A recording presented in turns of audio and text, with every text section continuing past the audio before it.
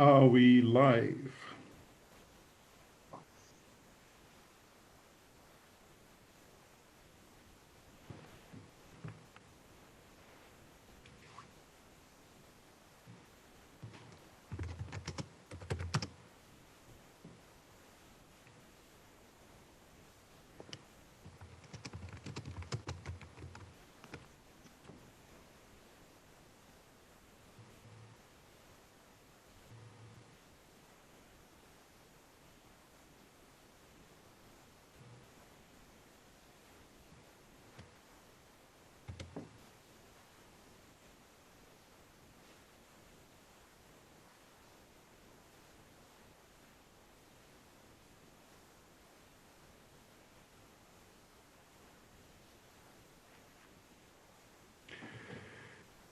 Good evening, everybody. My name is Tayo Aluko. I'm in Liverpool, in England.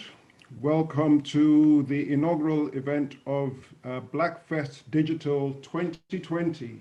BlackFest is an arts festival set up in Liverpool to showcase artists of color from the global majority. Tonight's event is called LOCKS, Racial Profiling and Prison Reform. And it features three gentlemen, all with prison experience. One of them is about to join us, and we will officially start when we hear an announcement from Ohio, from Keith Lamar's penitentiary. So to start with, so we'll actually just wait to, we'll wait for Keith Lamar's phone to join us, which means that Amy needs to unmute her phone.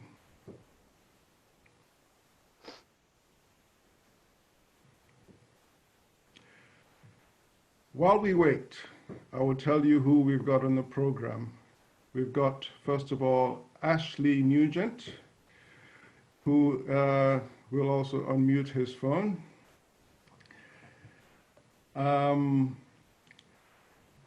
Ashley is in or near Liverpool, is that correct? Hello, you can hear me? Yes. I am in or near Liverpool. On the other side of the Mersey, and over the water. Okay, that is on the Wirral, yes, Birkenhead. On the Wirral, indeed. Okay, and we have in his car in Wales, D. Hunter. Hey up, mate. How's it going? Good to see you. Good to see you. Thanks for having us here. And we have Keith Lamar. Are you with us yet? I'm with you, Tayo. Keith. How you doing, D? How you doing, Ashley? Hello, Keith. Hey up, Keith. Bless you. Okay. Keith, it's great to hear you. Where are you calling from? Yeah, same here, bro. Yeah, good to hear from you, too. Where are you calling from? I'm calling from the United States of America, Youngstown, Ohio. Youngstown, Ohio. It's great to have you. I've already introduced the other guys, but I would like to just say to each one, just introduce yourselves in a short way and tell us why you happen to be here today, starting with Ashley. Hello, my name is Ashley Nugent. I'm here because I've just finished writing my first book, and BlackFest, the beautiful people at BlackFest, who I am forever grateful to for giving me some exposure. This call is originating from an Ohio correctional facility and may be recorded and monitored. Yeah, okay, yeah. So I've got a book anyway. We'll come back to that. And peace, BlackFest. And the book was inspired by? The book is inspired by my upbringing and experiences. It's kind of semi-autobiographical, part fictionalized, based on, it's about a young lad growing up as a mixed race kid in a very white, leafy suburban village in the 80s and 90s, being harassed by the police a lot and facing all kinds of racism, And deciding to develop a black identity, and then going to Jamaica to develop that identity and find a place where he fits in, and finding that indeed he very much does not fit in Jamaica either, particularly not in Jamaican prison. Okay, so that's a prison angle. Okay, we'll go to D Hunter. So D Hunter. Yeah, so I'm Dion. So yeah, I guess I've been invited along because I spent some time in prison, like a few years in young offenders, a few years in adults, and I've written a couple of books, and they talk a lot about like the themes of whiteness and the racial identity, as well as like talking about poverty. I spent a decade on the streets, homeless, and long-time drug addict. So a lot of the stuff I write touches on that, and like the intersections and how they play out of like race, class, gender, and that type of stuff. So I guess that's why I'm here, is, you know, in this event to celebrate like black artists. I'm the white guy. There's always need for a token white guy, but Yeah. but Happy to play the part. as we will see, you are very, very, very much more than a token white guy. But you're very, very.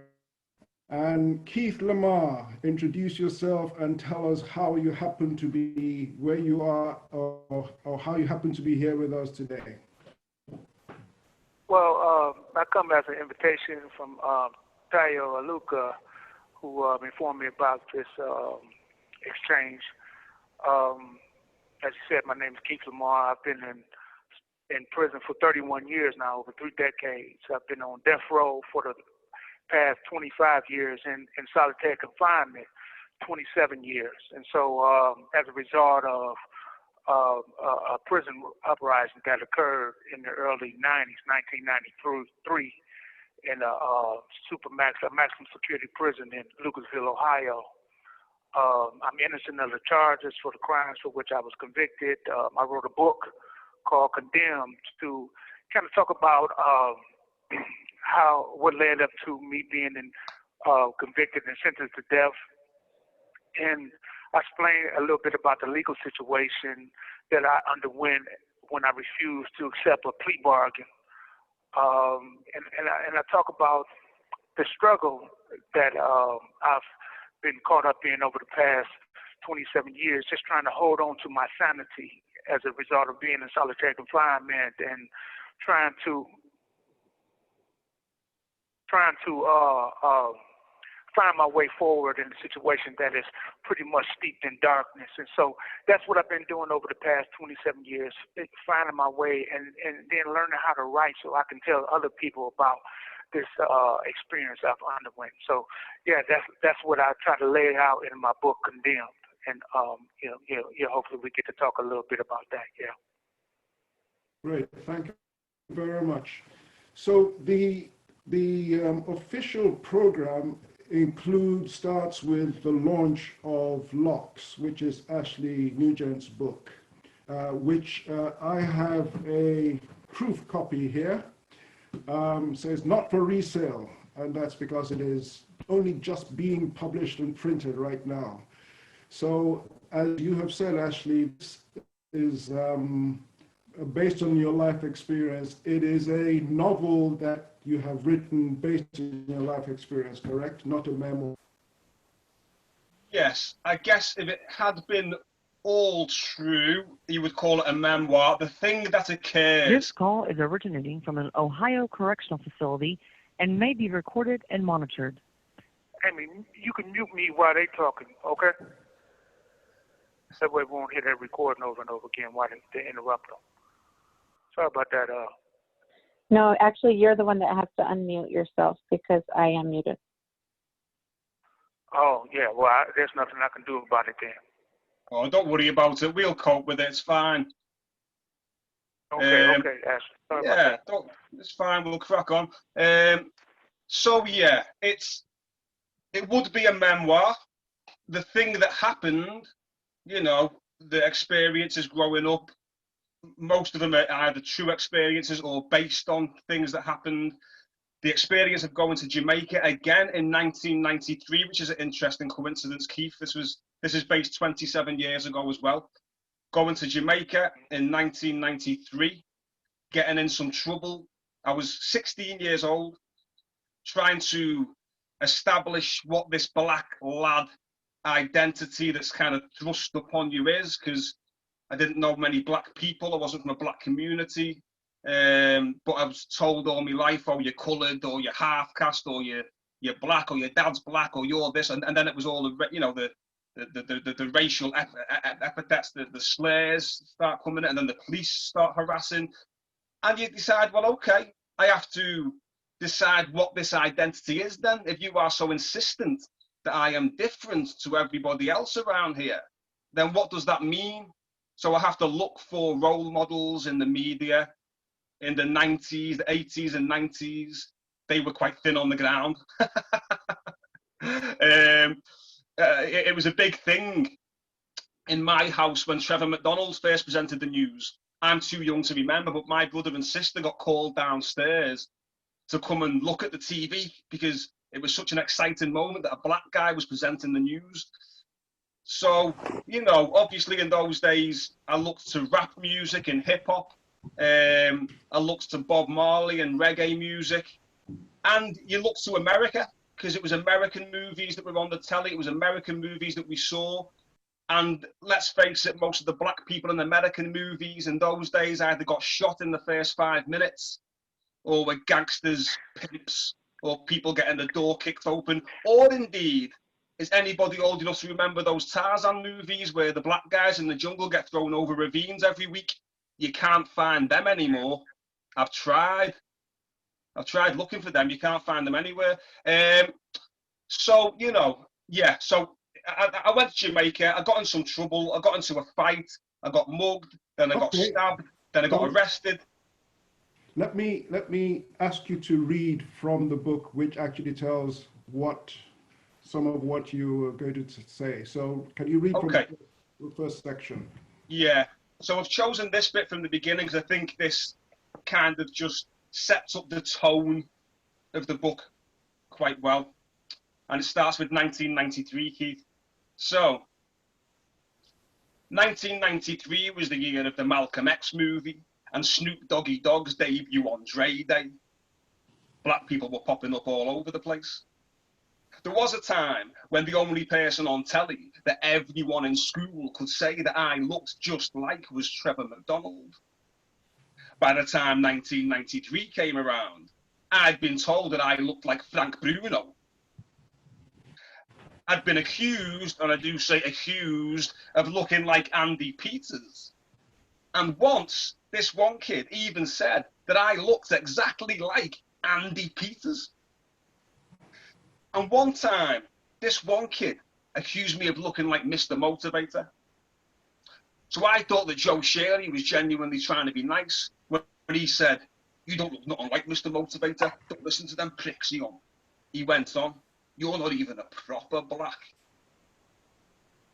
You look more like that other fella. What's his name?" His eyes lit up. Gary Wilmot. He chuckled. Gary fucking Wilmot. 1993 was the year that Stephen Lawrence got murdered by racists. And I became an angry black lad with a chip on his shoulder.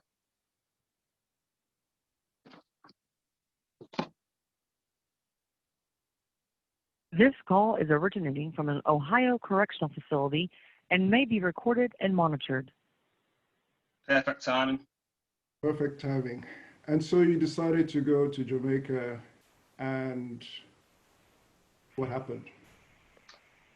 Yes, well, within a few days of being in Jamaica, you know, I thought I was a bit of a rude boy, you know. I got in a bit of trouble, got in a bit of a fight, got stabbed, got me gold chain robbed.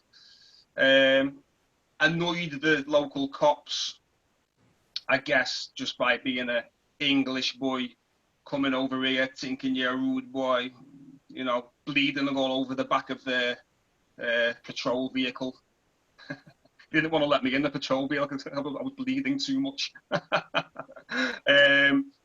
And, you know, a few days later, you know, they caught me with a few spliffs in a cigarette box, which, you know, to me growing up in a little suburb on the outskirts of between Liverpool and St. Helens, you know, you kind of don't expect anyone in Jamaica to care about a few spliffs in a cigarette box.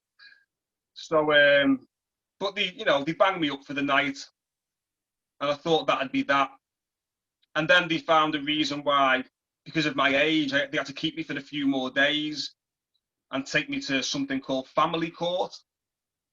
And then I thought, okay, a few days.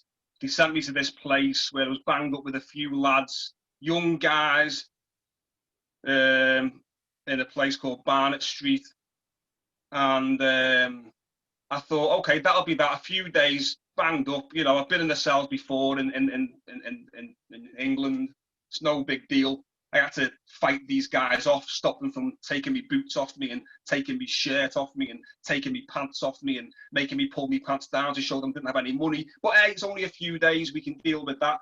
Then in court, they decided that because I was a minor, they had to write a report, post it back to England, wait for the report to be filled in, and then post it back to Jamaica, and then read the report, and then decide what they were going to do with me. And in the meantime, they keep me banged up for another month. At which point, I shit myself. And they sent me back to the place I was previously at, where I pissed these guys off, for one thing, and then took me from there. You have 1 minute remaining. Peace. Okay. We have decided to structure this around the 15-minute sections that Keith has on his phone. So if you can read the second bit of your novel, Ashley, now. Okay, so I'll do this in 1 minute. This is in the next place they took me, which is a place called the Strong Room in a place called Cops in Hanover. This was an underground dungeon that you don't leave 24/7 with no running water and no flushing toilets. And there was a guy with the, in the book I described him as one eye. One eye stood up on his bunk. He kept the lights on. White man, he said, looking around the room. You know why we have to punish you, white man? Yeah, man, shouted the young kid. Missy, you know why we have to punish you, white man? Him no, shouted another young kid. Because you, One Eye continued, you owe your life to us. Give it back, shouted one of the kids. All your fancy shoe and your fancy clothes, them. You stupid, spoiled child grin when you grin at us, he sneered. You laugh at us, pussy-hole. Everything you have is owed to us. You know why, white man? You know why? Because of this. And he held his hands out in front of them with clenched fists, like he was wearing shackles, like I was the slave master. Thank you. Thank you. We'll wait for Keith to rejoin us before carrying on. Will we know, Amy, when Keith joins us? Hello. This is a prepaid debit call from Keith. an inmate at the Ohio State Penitentiary. To accept this call, press 0. This call is from a correction facility and is subject to monitoring and recording. Thank you for using GTL. Welcome back, Keith. Yeah, I'm back, brothers. Okay.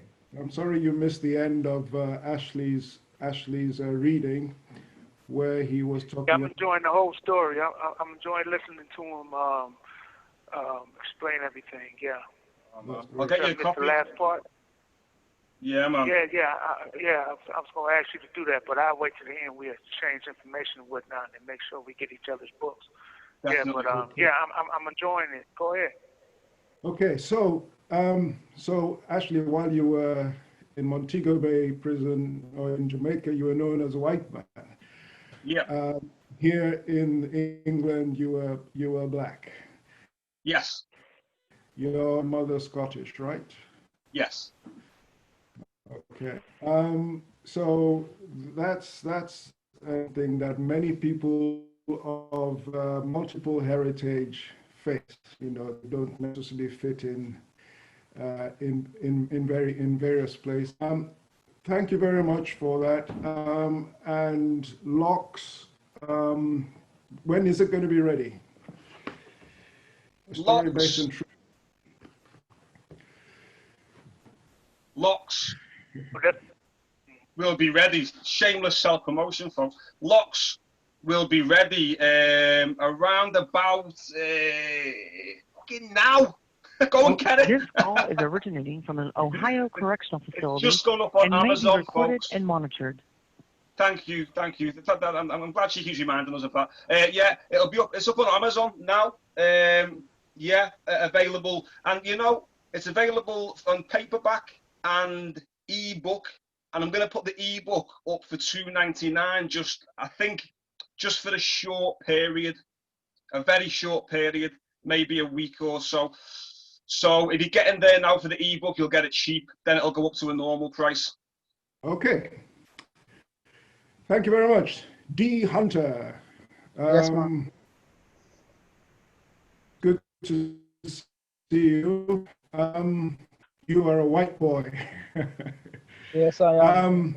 But your whiteness is not whiteness is not universal. So why don't you start off by reading a bit from your naming football teams in your book called Tracksuits, Traumas, and Class Traitors. Yeah, I will do. It might take us a couple of seconds, man, but yeah, I'll get it up. Okay. Where are we? Yeah, I'll be as quick as I can. Name the football teams. I'll crack on. The man and the myth of my grandfather comes to the forefront of my mind when I say fire to the prisons. When I speak of prison abolition, he is the face that comes to mind. When the question is asked, what about the rapists, the murderers? What do we do with them? I think of when I was a child, even scrawnier than I am now, when he pinned me down to the floor, when he let his friends force themselves on me, when I felt them inside me and recited the names of the footballers playing for first division football teams because the rosary no longer did the job, when I watched my grandfather beat a man near to death with a metal bar, when I saw him slap around his wife, when he carried me back upstairs, my arse full of cum, I wanted someone, anyone, to tell him to stop, to make him stop. I wanted his children, my parents, or his grandchildren, or my cousins to make him stop.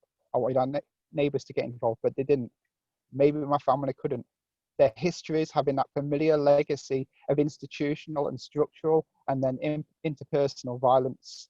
They couldn't turn on the family structure that had attempted to buffer them from the social and institutional, which attacked them from every angle. They were unable to challenge the authority figure closest to them, any of them. Any of them, my uncle, my middle sister, or the man who might have joined the Foreign Legion, or might have been murdered in Thailand, or my grandfather, or me. None of us were able to create the spaces to protect us, both from the violence of society and the violence of one another. We were not able to create a space where we were safe. But I am glad Aidan and his friends who hurt me never went to prison. And I just wish the community I was in had been strong enough to act. That's me. Thank you very much. So these days we've been hearing quite a lot about white privilege. I don't imagine you think that any of that applies to you, does it? Or when you were growing up? Of course it does. Yeah, of course it does. Like you said at the beginning, like whiteness isn't one static thing. It's I think of it as a weapon, and yeah, my class and my gender and the other ways in which I'm socially positioned, they like help me articulate how that whiteness comes through. But the whiteness still comes through. I still use it in my time in young offenders, institutes. Like I had it easier than the black lads did. I had it easier than the brown lads did. Like, you know, the guards would be softer on me because they perceived the white body as like less disposable. So like I'd get beatings from the screws, but like not what the black lads got. When I was homeless, like I wouldn't get moved on as quickly as the black folks who were homeless did. Like, so yeah, white privilege applies to me. It just applies in a different way than it might do from either fucking Boris Johnson or like this, you know, Steve Jobs or whoever. Like, yeah, like I said, Yeah. my class position shifts it, but doesn't take it away. Okay, so I mean, I will ask you to read a second passage from another chapter shortly, but you're growing up. I mean, can you just say a little bit about your growing up, where you were born, your family heritage, and how come you ended up in young offender institutions and jails so often? Yeah. All right. So one side of my family is Irish travellers, and they got forced to settle just before I was born, and that was in like Lancashire. And you know, the cops were treating. This call is originating from an Ohio correctional facility and may be recorded and monitored. The cops and the social workers were treating the travellers. You know, they lock them up, they take the kids away, put them in care, etc. And like my family just survived by informal economy, whether that was like robbing or stealing or whatever else they could do to get by. So I learned that. Then I moved to Nottingham with my mum, and like, you know, Nottingham's kind of a rough city for the UK. A lot of shit going down, and I got sucked into that like 11, 12. Like I was working as a sex worker to begin with, like when I was 11, 12, 13. Then I started dealing, started robbing houses, and I started getting nicked and put away a little bit. Okay. Yeah. All right. So do you have the second bit, mate. second reading ready? Yeah. So this is I wrote this with my man, MD. He's in Nottingham prison now. He's doing a long stretch. He won't be out until he's like another nearly 15, 16 years, and he's already been inside. So I wrote about him in my first book, Job Solidarity. Then for the second one, I wrote about our relationship, and now for this new book, we've written it together. So this is a joint effort by any stretch. And I'll start from there. When I spiraled into a pit of drug addiction, random violence and self-pity for a decade, MD worked his way up the only corporate ladder that would accept an unapologetic black man who called bullshit on the condescending and hypocritical system he was located in. As he says on the phone when I ask him about this, whether it's the white gangsters on the street or in the boardroom, the ones at the top, all they care about is money. It's the fucking middle management you have to worry about. If I trained my way to work up the ladder in some legit business, I'd have to be yes serving, no serving all fucking day, swallowing my tongue, twisting myself in knots on the street. That shit will get you killed. I abdicated my responsibilities. MD embraced his. Long before I cleaned up and began working in my community, he was providing for and protecting his. I attacked random people on the street and in their homes, and MD says he never hurt anyone who didn't make the same choices that he had. We were county line kids before they called it that. At 12 years old, we'd put a school uniform on, walk round the corner, knock on a door, given 2 rucksacks, catch the National Express up to whereas Newark, Grimsby, Scunthorpe, up and down the country. We'd walk to the nearest McDonald's, sit in a corner booth with our bags on the outside of our seats, eat a Big Mac and chips, and then some kids a few years older than us would walk up, help themselves to a chip, chat with us, and then pick up the rucksacks and walk away. Just move down a little bit. Jesse Helms calls whiteness the overt and subliminal socialization processes and practices, power structures, laws, privileges, and life This call is experiences originating from an Ohio correctional facility and may be recorded and monitored. That favor the white racial group over all others. As a person who embodies this whiteness, whatever my other position, it must be taken as an ethical consideration when engaging, not only in the process of writing, but in all activities. my conversations with MD are forced to sit with my form of whiteness, and any narrative evocation of them must engage with our respective relationships to whiteness. According to bell hooks, writers who introduce themselves as white but do little to interrogate what white represents in this context do little than further the normalizing of whiteness and suggest it represents a concrete knowledge, value, motivation, and direction. The whiteness that exists in my interactions with MD touches on our class positions, specifically how over the last decade or so, I've entered into more and more respectable and privileged spaces and have been granted access to new forms of whiteness, which contain greater power and privilege. 20 years ago, I embodied a whiteness that would have been considered repellent, tainted, and a threat to neoliberal projects, pretense of anti-racism. I have now moved closer to what could be considered a respectable middle-class whiteness, far more powerful, far more able to brandish the weapon that is whiteness and the power of the state and capital that resides within it. Thank you very much. So you, would you say that you've, this thing that people talk about, social, what is it, social migration applies to you? Yeah, I mean, I guess as far as like class positions are concerned, you know, I've got one foot in one end and one foot in the other. So I'm in the blurry middle ground.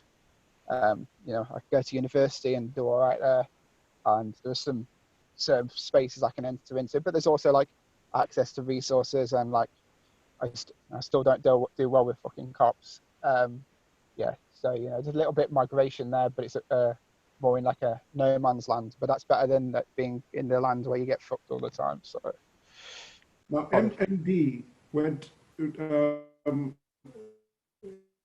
I read that you were you convicted for the same incident?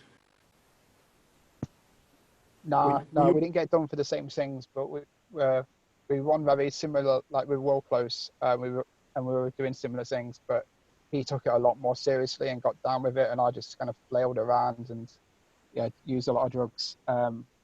He took it as a business, as an occupation. I took it as a short-term way to get a bit of money. Right.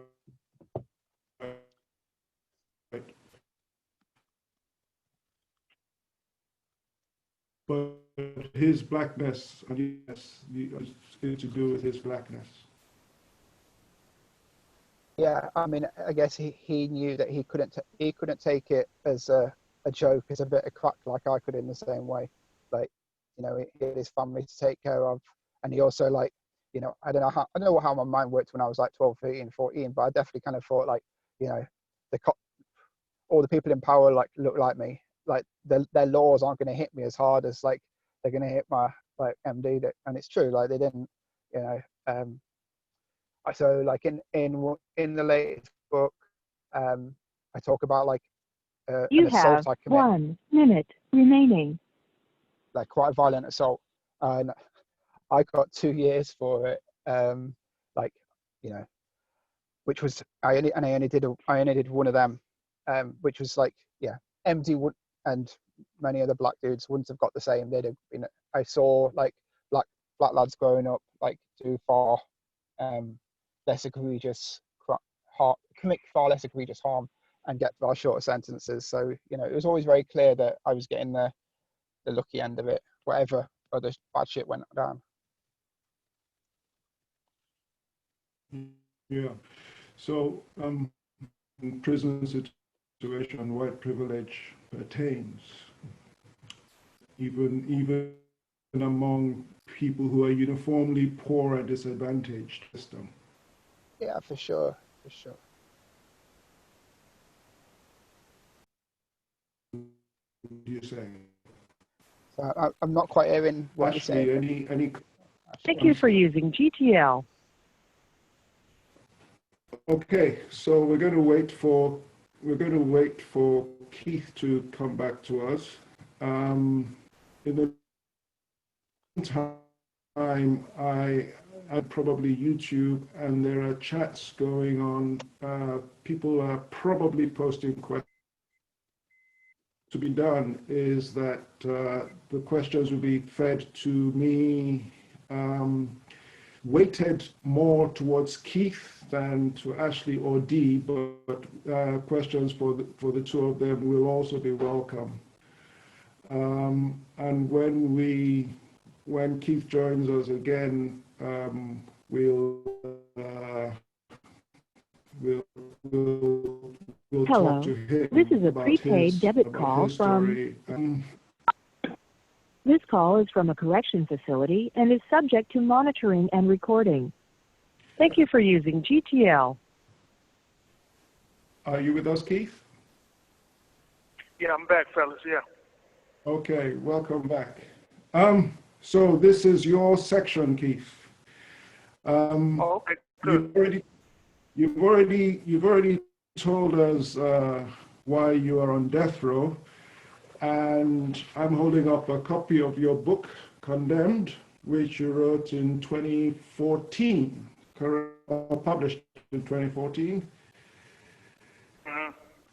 And I'm going to ask you to read a section, basically the court, the court session on my page 57, when you talk about when you first walked into court.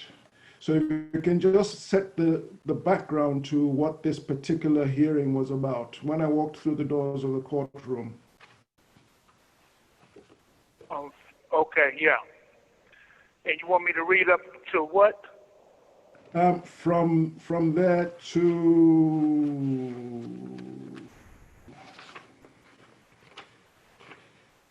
let's see. I should have stated that. Yeah, that is your to the end of that's all I've got to say. Okay, good. Okay.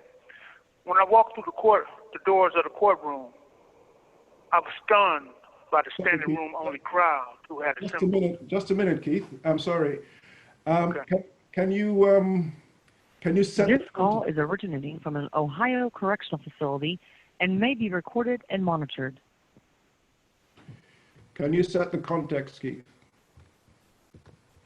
Oh, okay. By the time this portion of the book, I had already been sentenced. Had already been found guilty. I had went through a months-long trial in which the prosecutor withheld evidence, put coach witnesses on the stand, and ultimately I was found guilty by an all-white jury.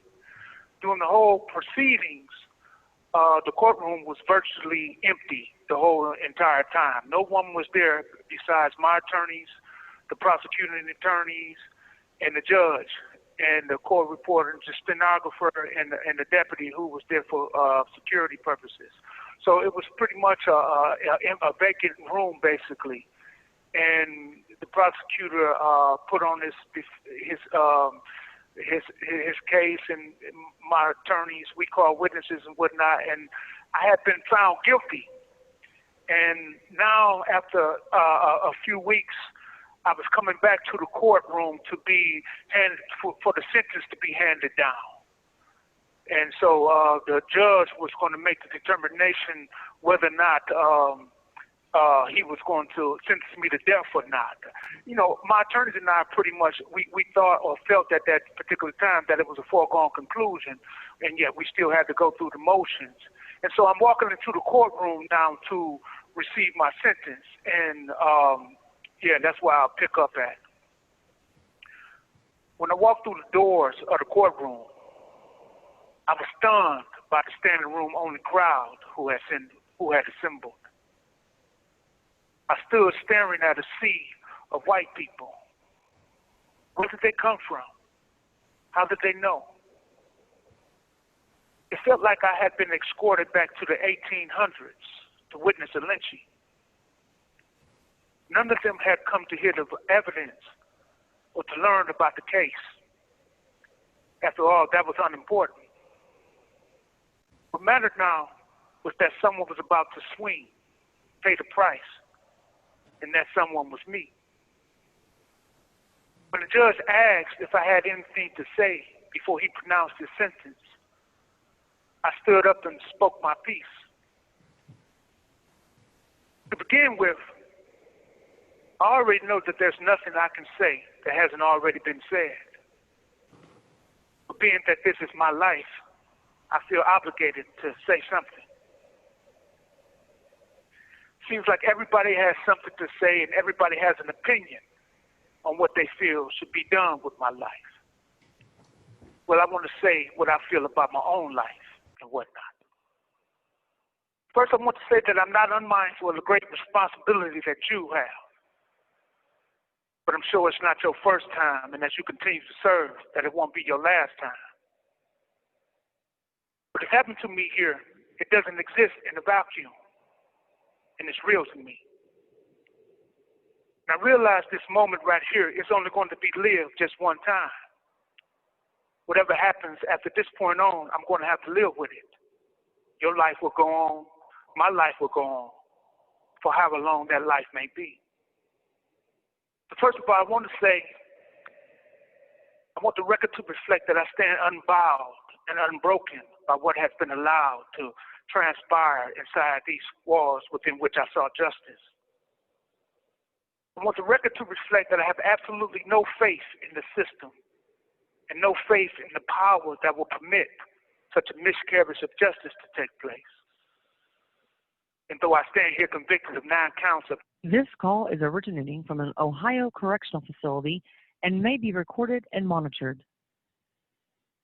And though I stand here convicted of 9 counts of aggravated murder, I want the record to reflect that the only thing I'm guilty of is being innocent, and that once again, a man is being made to pay for the arrogant insensibility of a people who are so intoxicated by that myth that they don't realize that their so-called dream has turned into a nightmare.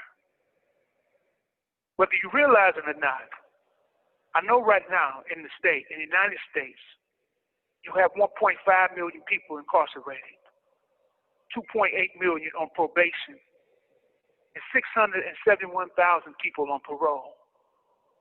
And it's frightening when you think about that and you think about this and you say, well, why is this man here? And I heard why the prosecutor said I'm here. And I understand why everybody else think I'm here.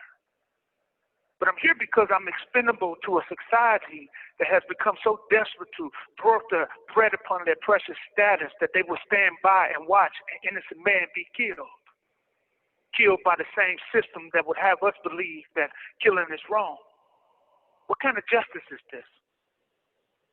Throughout the whole trial, it's been said, repeatedly said by the prosecutor, that every man must be held accountable for his actions. I agree with that. In 1988, I was caught selling some jewelry. In 1988, I was caught stealing some jewelry out of a jewelry store. And because of my actions, I pled guilty and was sentenced to 2 years imprisonment. In 1999, I killed a man by the name of Kenyatta Collins. And because of my actions, I pled guilty and was sentenced to a term of 18 years to life imprisonment. In 1994, I was charged with 9 counts of aggravated murder with death penalty specifications. But because of my actions, I pled not guilty and placed my life in the hands of uncaring people. The prosecutor said, every man must be held accountable. Indeed, every man except the man who hides behind the shield of an unjust system. A system that will kill a man based on the testimony of individuals who will have this court believe that they had microscopic microchips embedded in their brain. A system that will kill a man in order to escape their responsibility, in order to escape the stupidity that would leave 15 correctional officers in charge of 400 violent men who have been stripped of their humanity. This call is originating from an Ohio correctional facility and may be recorded and monitored.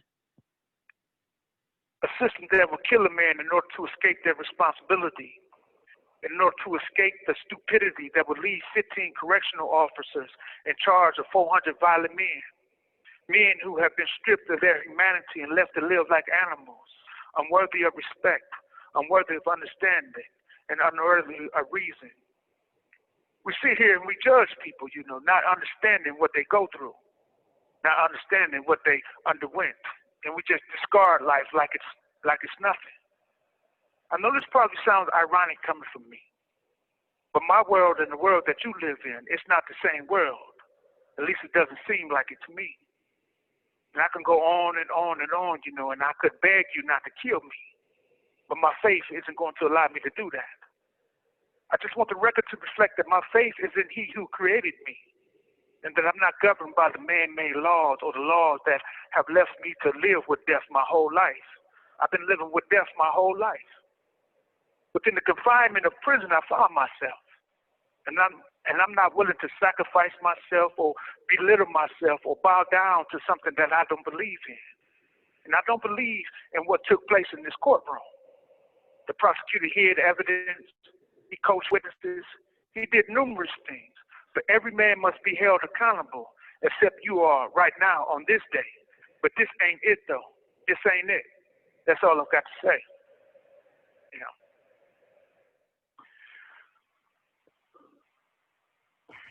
Thank you very much, Keith. Thank you. So you were in court, surrounded by white people, and you had your trial, your case had been dealt with totally irresponsibly and illegally. Evidence was withheld that would have helped your case, correct? And you knew it was going to happen, but you decided to stand up and speak to the court, being sentenced to death. And yeah, that's right. This call is originating from an Ohio correctional facility and may be recorded and monitored. Do carry on, go please. ahead, Tayo. Yeah. So the question is, you then got taken to death row, and how long ago was that, and how long has it been? And can you describe That was 25 years ago. Okay. Yeah, 1995.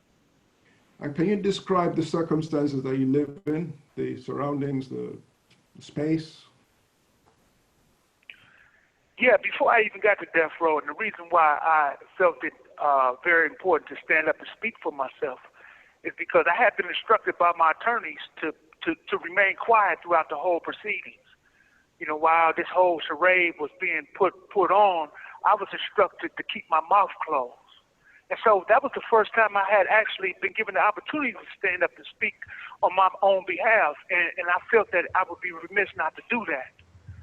And so when I was sent to death row, what I did in the courtroom was the beginning of my attitude and position going forward.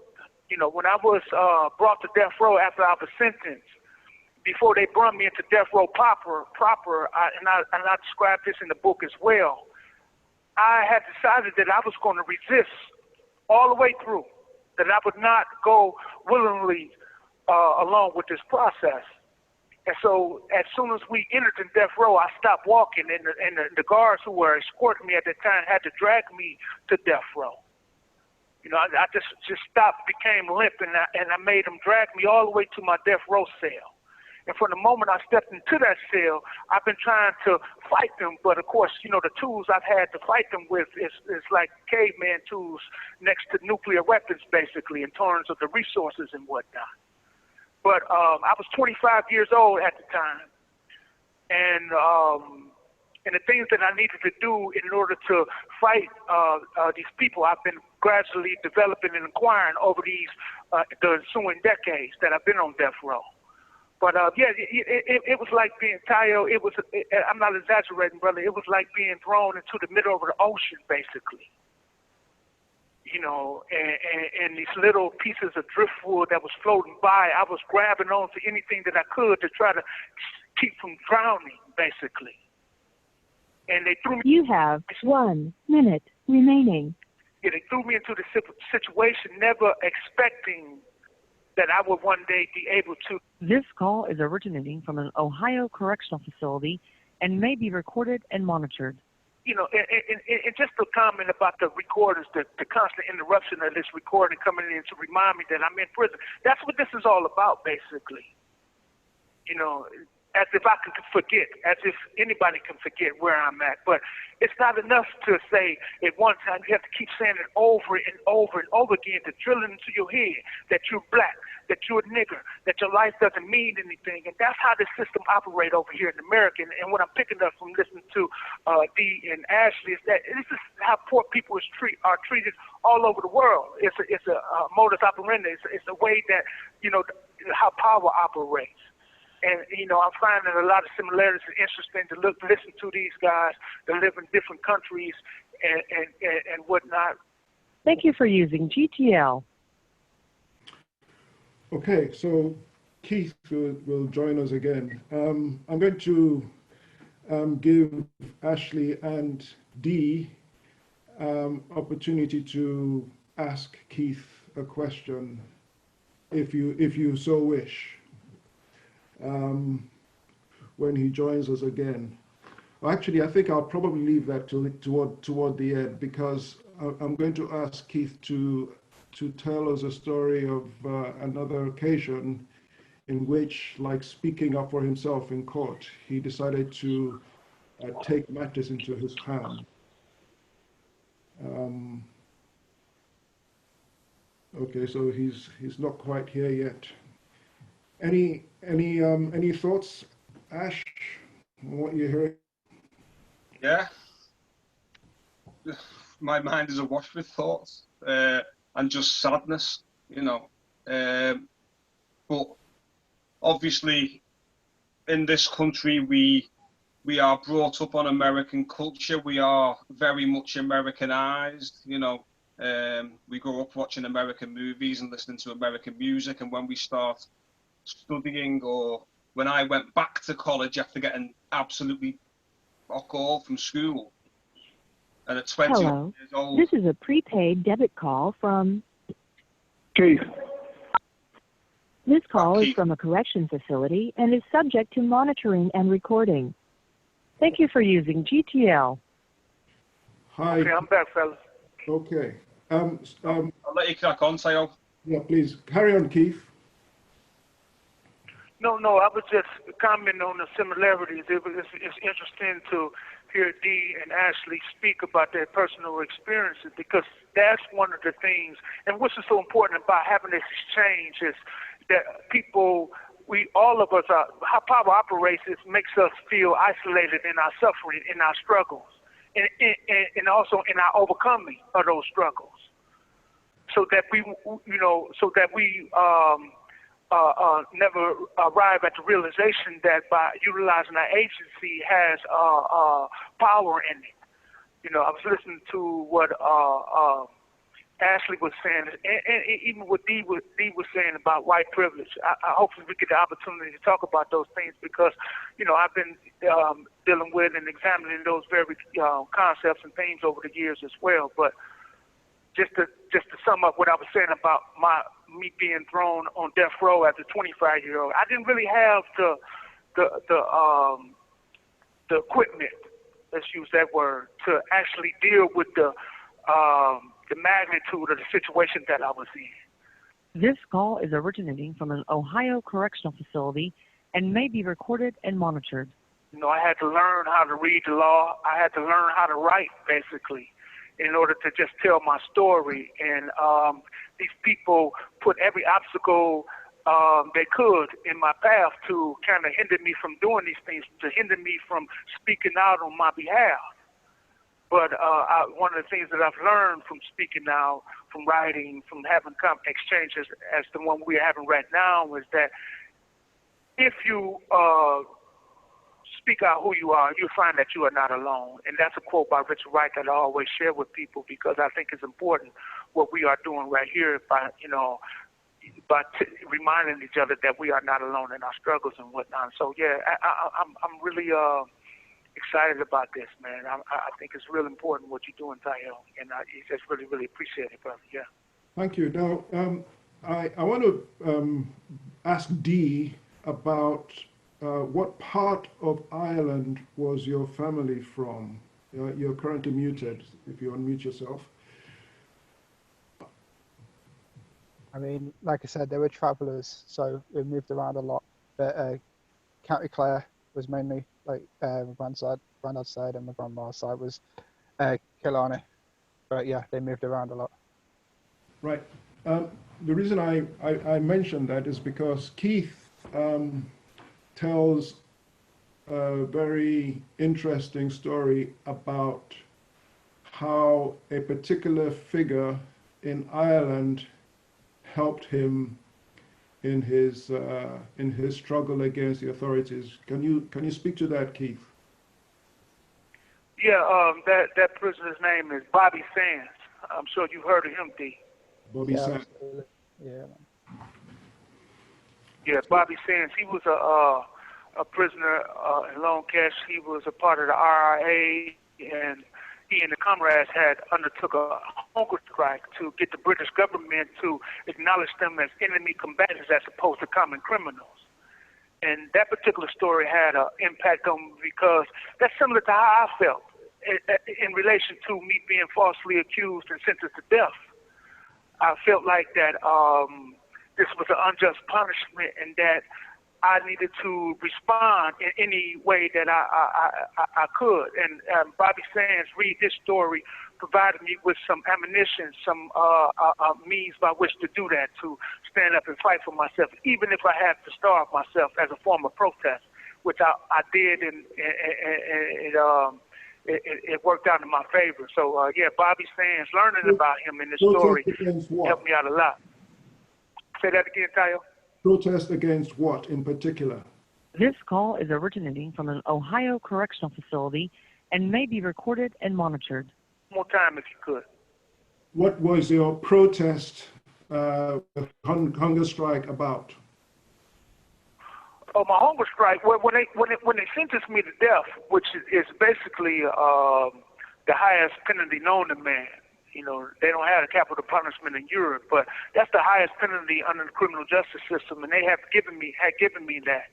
On top of that, they threw me in solitary confinement, which entailed I wouldn't be able to have full contact visits with my family, and other deprivations as well. But that was the main sticking point for me, that, you know, my nieces and nephews were growing up. I wasn't able to pick them up, wasn't able to hug them, play with them or anything. And that was kind of torturous, but that was the penalty that they had sentenced me to.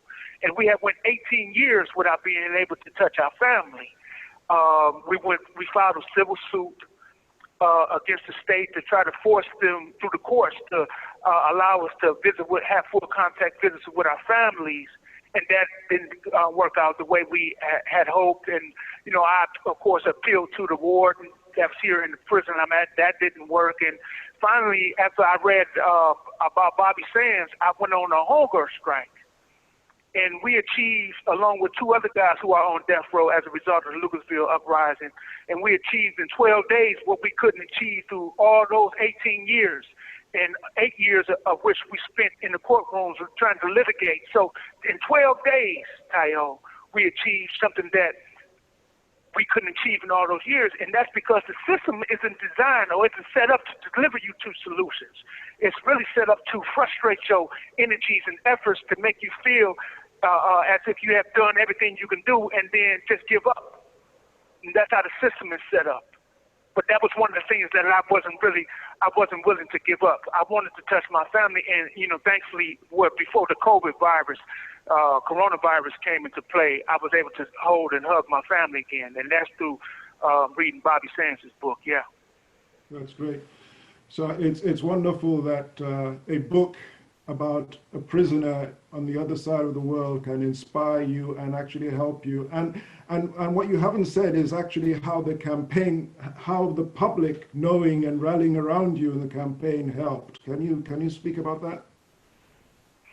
Yeah, well, you know, as I said, when I first came to death row, one of the things that an older friend of mine named Snoop had encouraged me to do was to learn how to write. This call is originating from an Ohio correctional facility and may be recorded and monitored. he gave me some books to try to point me in the right direction, and I worked on it every day. I still work on it every day, even right now, to try to strengthen my approach. But when I read the book I'm referring to, in which Bobby Sands was featured, it's called Nothing But an Unfinished Song. It's by this guy named Dennis O'Hearn. After I read the book, I wrote Dennis a letter. He wrote me, he and I became friends. And so when I told him what I wanted to do and to effect change in my situation, he supported me by writing an article in the local newspaper here. And of course, I reached out to other activists, and they too wrote articles, did interviews. And see, that was the thing that I had to do. I had to reach out. I had to reach out beyond myself, because isolated, there's nothing really you can do in terms of fighting the system. You need people. And that's something that I learned from reading, not just about Bobby Sands, but other prisoners as well. Nelson Mandela, Malcolm X, they were in prison here in South Africa and here in America. And so I just picked up certain things from various people along the way and incorporated them into my arsenal. And, even to this day, I'm using, some of the lessons that I've learned from these various people to fight my fight. But it comes through grassroots by reaching out, activists and whatnot, and whatnot. Yeah, that's where it comes from, Tayo. Right. And it's interesting that the struggle that Bobby Sands and his compatriots were involved in were inspired by the American Civil Rights Movement. Yeah, it was some similarities in that too, because the Protestants over in Ireland, probably even to this day, were pitted against the Catholics, and like the African Americans here in the United States, they were trying to wrest from the government rights that they... This call is originating from an Ohio correctional facility and may be recorded and monitored. Yeah, they were constantly in a constant battle with the government to try to wrest from them rights that they felt were due to them as human beings. Same as black people here in America, voting rights, civil rights, and whatnot. And so, yeah, all of that was instructive. It kind of made me understand in a more solid and profound way how connected we are if we would just reach beyond the invisible bars. It's one thing to be in prison. And as we're being constantly reminded, this lady coming in every 5 minutes to tell me you're in prison. But this is not the only prison in society. And even more detrimental than this physical prison is the mental prison, the psychological prison that a lot of us are trapped in. And that comes through education or miseducation, the educational system and whatnot. And and so, these people who own society, they very adept at keeping us separated and divided. That's how they rule us. That's an old axiom, but it's true though.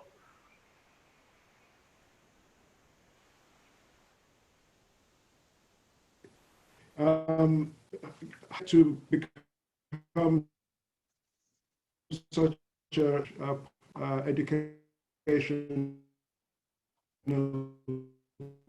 beginning. I can't hear you that good, Tayo.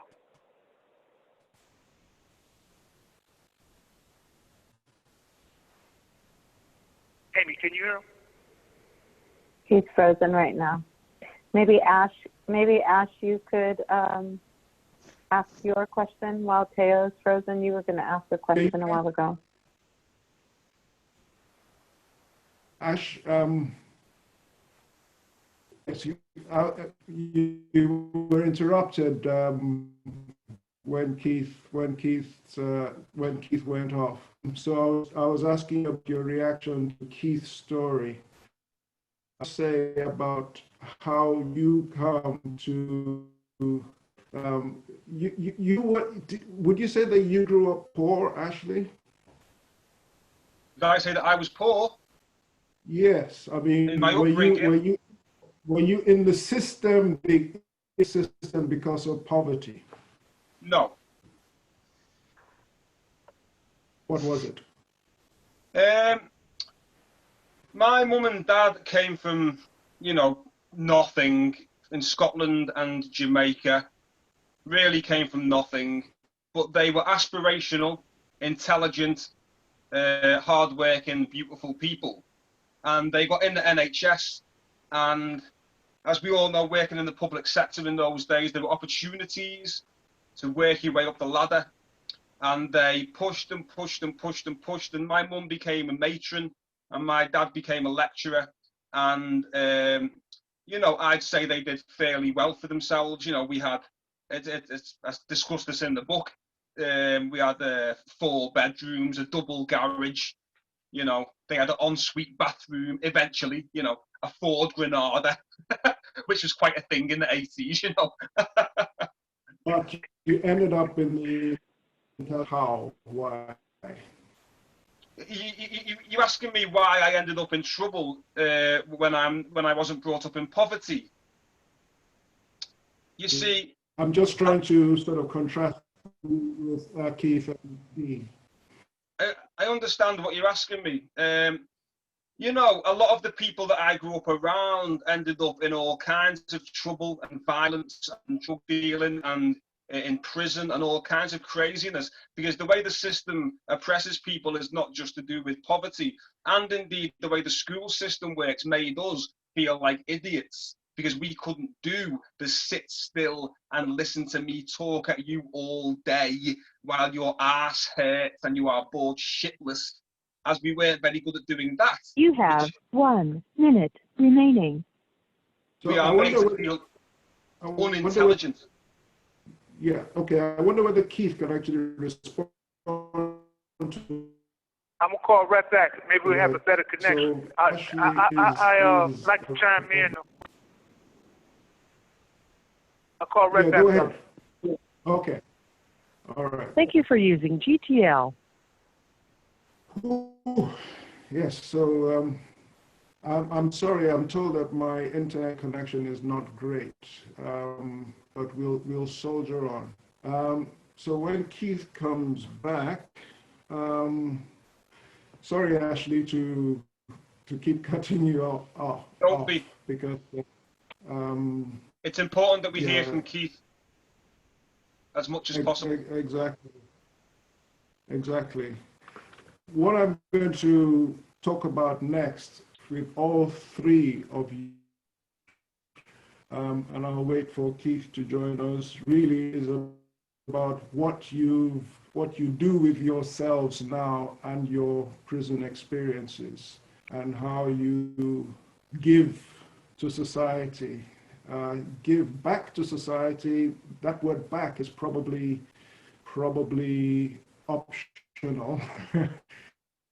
I'm thinking especially of UD, because before you became an adult, society really didn't give you, is my reading of your life. Is that a fair thing to say? I'd say it's complicated. It depends what we think of when we say society. You know, there's the political mainstream civic society. This is a prepaid debit call from.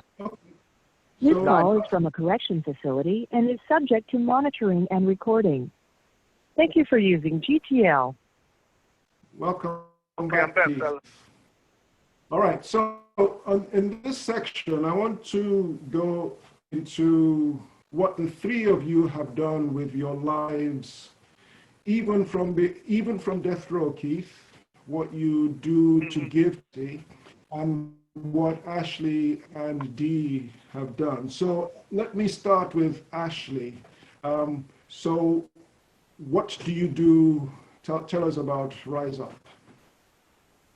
Okay, look, the thing that really set me on a different path, you know, when I had no qualifications, no hope, quite a lengthy criminal record, and, you know, the one thing that changed everything for me was getting into writing, reading. I hadn't read a single book when I was 21, but because I was interested in rap and poetry, and someone persuaded me to join a rap band, and those guys were all very clever and well-read people. And I felt like I must start reading to catch up with those guys. And I ended up at college and university, and ended up with a first-class degree in English literature. and I've loved studying and This reading. I've call read is every day originating from an Ohio correctional facility and may be recorded and monitored. ever since. So it's really, I know, you know, how much anger and resentment and little hope I had at one time compared to what I now have just from teaching myself how to feel okay about yourself, from having an education and knowing that I can speak to educated people on a level. And I've gone from there into working in schools and with young people and all that kind of thing. And eventually we set this thing up because it's a work in prisons. And what we do in the prisons is we use the creativity, the rap music, all that kind of stuff, or the classical music, drama, all kinds of things to get people in the room and to get people having a laugh and being honest. And then we bring in specialists, people who understand how the mind and emotions work. And we don't get them to do any kind of therapy with people. What we do is we say, you teach us and the people in the room what you know. So it's the way I see it is everybody in society should have a better understanding of what is happening in your mind and your body so that you can control anxiety, so that you can decide more so, have more control over how you feel at any given moment. You can learn how to get a good night's sleep. You can learn how to be more accepting and honest of the past, of things that have held you back, and how to achieve the most that you possibly can with what you've got. And, you know, that coming from people like myself who've had very similar experiences to people in prison. You know, I haven't been to prison in the UK, but I've been banged up all over the country and I've done all the things that lead to prison, okay? I've been there, I know what it is, and I know what the mindset is, but I also know how to change the mindset, although I understand that I have the benefit of having parents who weren't in poverty, of having parents who themselves were educated. As Dee was saying, whiteness is a privilege. Being brought up by aspirational parents is also a privilege. You understand? We all have our setbacks. We all have our privileges. So anyway, that's me. That's, yeah, check that. That's Rise Up. That's what we do at Rise Up. Rise up, rise up. Keith, would you like to respond to Ashley? Well, yeah, I respond to what he was saying about, in a nutshell, what he was saying in terms of self-improvement, self-actualization, is teaching people how to be free, what it means to be free.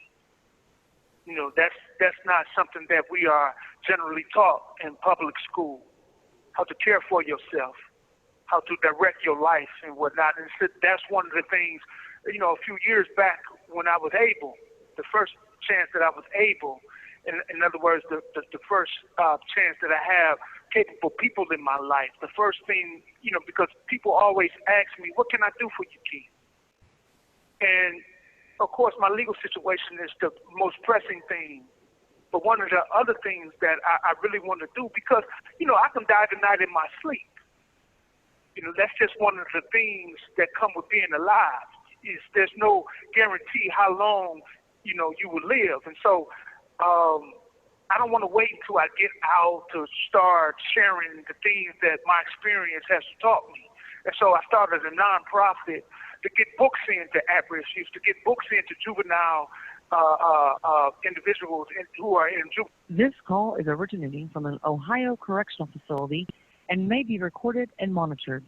Keith, Get, you know, people who come from. Carry on. I want to come to that in a little while. Your non-profit. Okay. Let's go to Dee now to find out what it is that he does using his experience. I guess at present I'm involved in a group organization called the Classwork Projects. Classwork Project. The Classwork Project, yeah. And like some of our work's around publishing. So the idea is we put out a magazine, which is like poor and working class writers, like people whose voices are excluded from the mainstream discourses. We put them out. We've also been doing some like financial redistribution. So because of some of the networks I'm part of, political networks, I know people with a lot of money, but because of the background I come from, I also know, you know, a lot of people without any money, and also from like people within social movements who have come from poverty. So it's been about taking the money from one block group, putting it in another hand, so people are able to have a bit more control over their lives. So I've been doing that, and yeah, like I said, the publishing of other people's writing in our magazine called Lumpen. That's been the recent work anyway. That's great. So back to you, Keith. There's a section of your book, and my copy is page 130, which is where you're talking about your decision, the few books that you had. Mm-hmm. And the policy that you had. So would you like to read from according to and finish? Now, where does that start? What's the first paragraph of that, first sentence in that paragraph, Tayo? According to the new policy, we will allow 4 personal books. And if you could finish, they were the glue that held things together in my life. Okay. Okay, according to the new policy. Well, let me just give some context. You know, when we first arrived here at the Supermax, we were told that we weren't allowed to have any books, any newspaper, any periodicals. It was a television in the cell when we were put in it, but the knobs were taken off. This call is originating from an Ohio correctional facility and may be recorded and monitored. You know, we were placed in cells. They had televisions in the cells, but the knobs were taken off, so we couldn't even turn the channels or turn the TV on. It turned on and off based on remote control that these people controlled themselves. And they wanted us to watch particular programs that had to do as if we were illegal immigrants and we had to be repatriated or something. We was watching a whole lot of American shows about the flag and, you know, the importance of baseball and things of that nature. And so books and anything that having to do with self-determination, we was precluded from our routine. And so we were told at one point, after several guys went on a hunger strike and had their families and what not call in and whatnot, we were ultimately given books. And so I pick up at that point. It's according to the new policy, we will be allowed 4 personal books beyond the 1 religious book and dictionary we were already entitled to. It was a small concession, but 4 books were better than no books. I had over 50 books among my personal belongings in storage, and was told that with the exception of the 4 I was allowed to keep, the remainder would either have to be sent home, destroyed, or donated to the prison library. There was no way I was going to destroy my books. They meant too much to me. And since we were being forced to pay first-class postage, I could not afford to send them home. Hence, through a kind of forced generosity, I bequeathed my beloved collection to the OSP library. And I was not the only one. Jason, who had the largest assortment of books of everybody, donated close to 100 volumes. In this way, OSP obtained one of the most prolifically diverse libraries in the Ohio prison system, with titles ranging from Adolf Hitler's Mein Kampf and to Naim Akbar's Chains and Images of Psychological Slavery. Out of the 50 or so books I owned, I kept Viktor Frankl's Man's Search for Meaning, Richard Wright's Black Boy, Khalil Gibran's The Prophet, and Shuru Suzuki's Zen Mind, Beginner's Mind. Man's Search for Meaning would give me the confidence of knowing that there was a way to get through the toughest of times with my heart and mind intact. When you are confronted with circumstances you cannot change, advised Viktor Frankl, the challenge is to change yourself. This I would try to do. Reading Black Boy would teach me how to write, how to tell a story by capturing the essence of the experience. More than any author, Richard Wright's way of writing seemed the clearest, most forceful form of expression that I had encountered. And I would start each morning by randomly reading sections of his narrative in order to absorb the rhythm of his sentence. The prophet would nurture my soul and keep me from becoming too bitter about life. By contemplating the love and pain of life in Khalil Gibran's poetic prose, I was able to develop in myself a more poetic approach to things, including God. Then my beginner's mind would supply me with the framework to master my thoughts and emotions. I came to understand that it was my wayward emotions that had caused so much trouble in my life. And I was beginning to comprehend that they could be brought under control. The way to do that was through meditation and the practice of being mindful. A year later, when restriction loosens, I was able to read more books that delve deep into the same themes. But I would never be without these 4 books. They were the glue that held things together in my life. Yeah.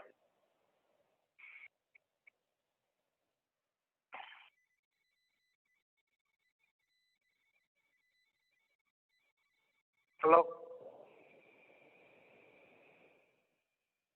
This call is originating from an Ohio correctional facility and may be recorded and monitored.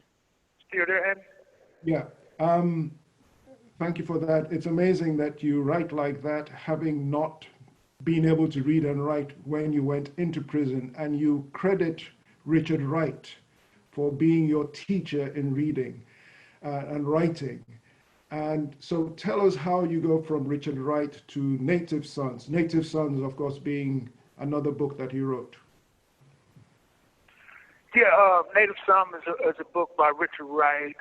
It's about Bigger Thomas. That's the main protagonist. And he pretty much laying out my upbringing, basically, in an exaggerated form about how difficult it was for this individual to find his footing in society. And so I, of course, responded very much to that. And when I got the opportunity to start my reading project, my literacy project, I decided to pay homage to Richard Wright by naming it Native Sons, because the books were going into Native Sons, that is, people, young black men mostly, who were discarded by society.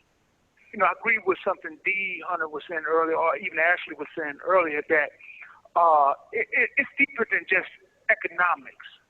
I mean, you need money in order to get your basic resources and whatnot. That's true. And a lot of people suffer because of lack of resources. You have 1 minute remaining.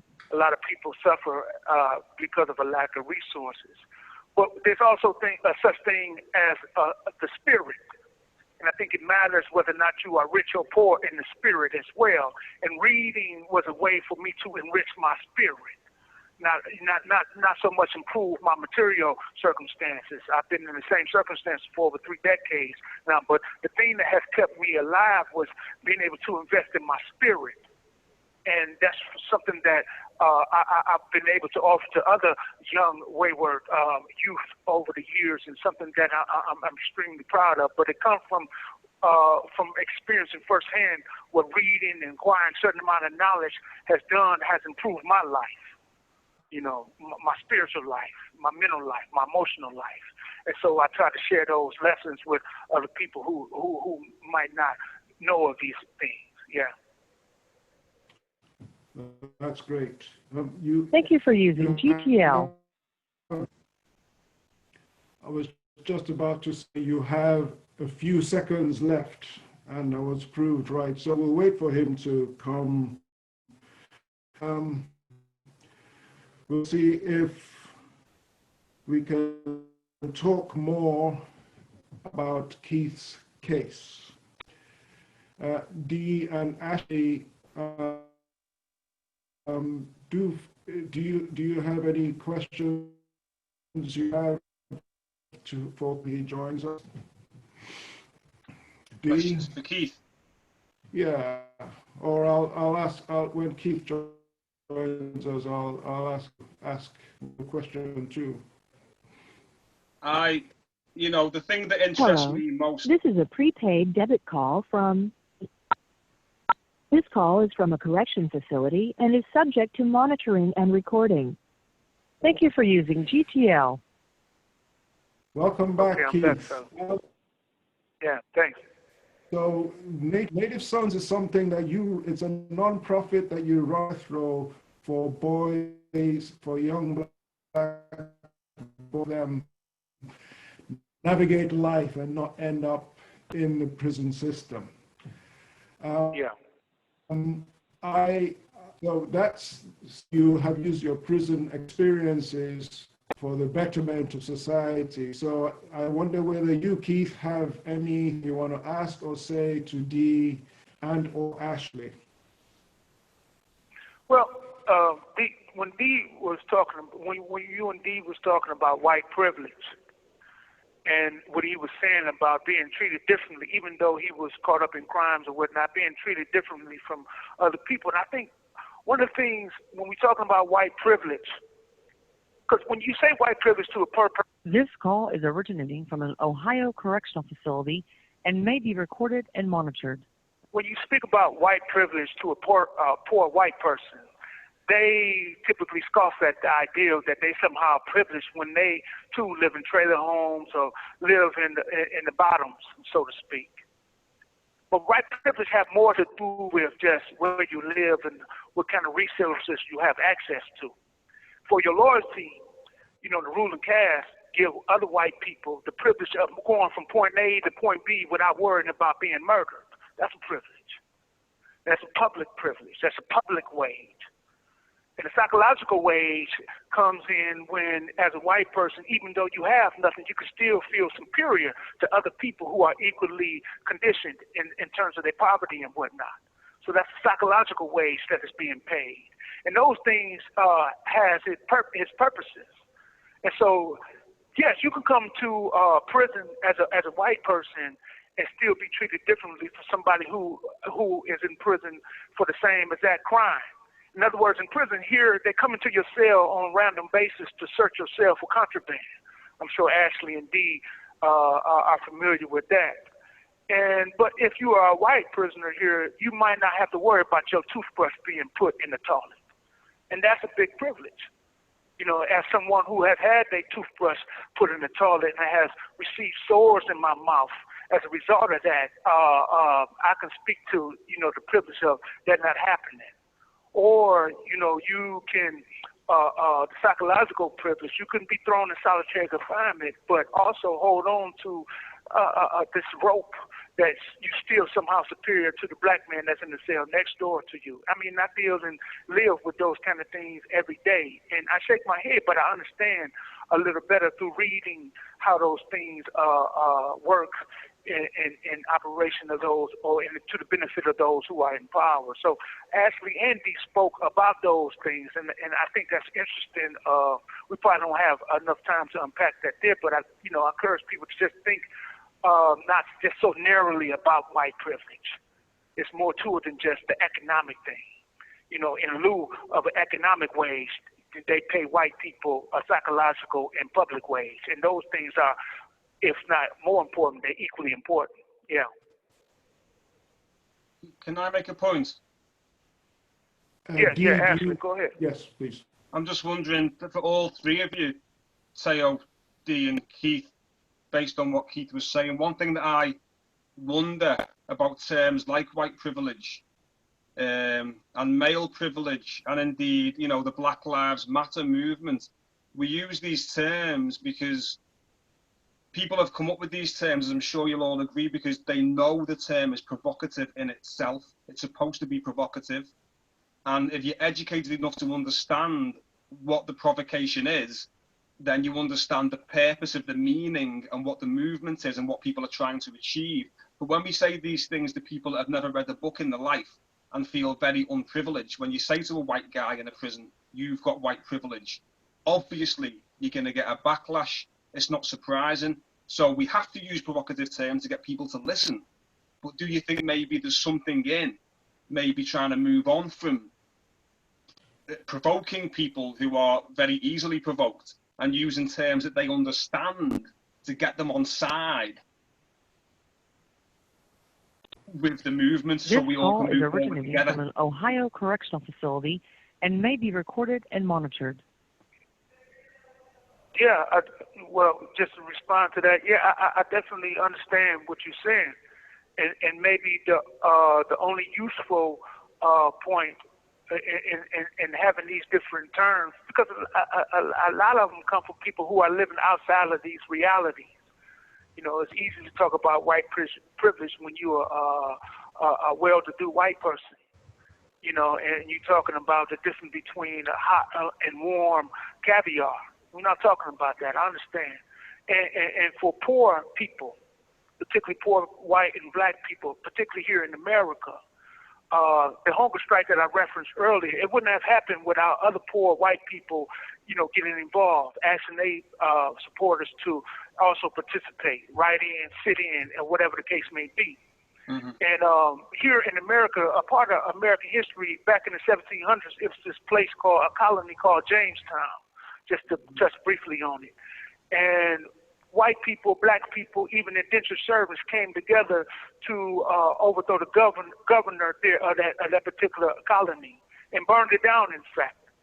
This was 1700s. And from that, you start noticing or seeing the word white incorporated into the narrative, into the lexicon, the legal lexicon, social lexicon, the vocabulary. And so white is not really a real thing, but it's real because people respond to it as a real thing, right? And so when you have somebody attention, another poor white person, the thing that I have done and used as a strategy is when I do get their attention by, you know, talking first about white privilege, I start talking about all the things that we have in common in terms of the pain and the suffering, in the background, our upbringing, our story, our autobiographies, and whatnot. And all those stories are the same because we're responding to the same stimuli, basically.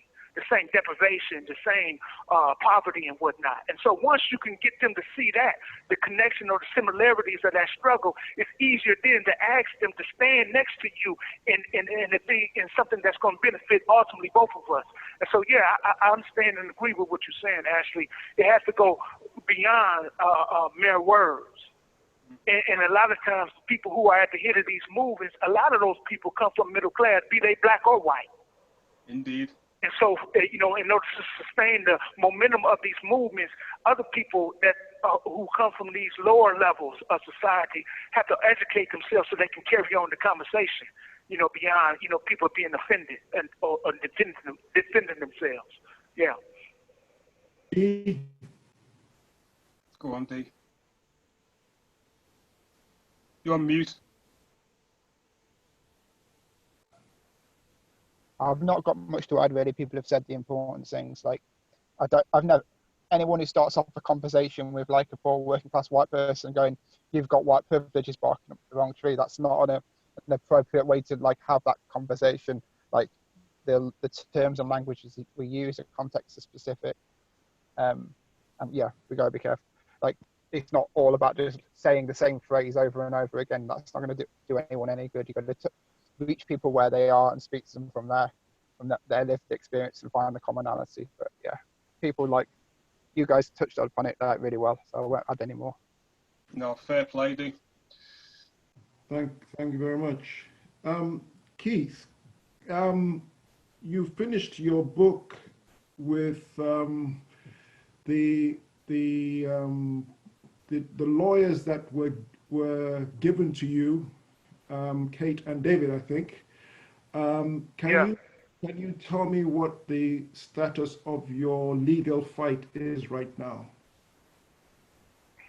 Well, my appeals have effectively been exhausted, and I was issued an execution date the latter part of 2018. My execution date is scheduled for 16th November 2023. I'm right now trying to procure different counsel. The counsel that I have, because I'm indigent, because I'm poor, have been appointed by the state. And so they received a paycheck from the state. And no matter how much in theory they are supposed to represent me, they represent who paid them, basically. And what I found is that no matter how good the issues I might have, that, because of the political nature of my situation, an officer was killed during the riot. Riots are not typically something that those in power with confidence would not tolerate. And so they have basically used the riot and the people who were caught up or sentenced to lengthy prison sentences after the riot, use us as examples to show other prisoners what we do to people who will attempt these kind of things. This call is originating from an Ohio correctional facility and may be recorded and monitored. And that's pretty much the political texture of my case, basically, and the reason why it's been so difficult to break through, because my own attorneys have stifled me as I write in the book, and that continues to be the case.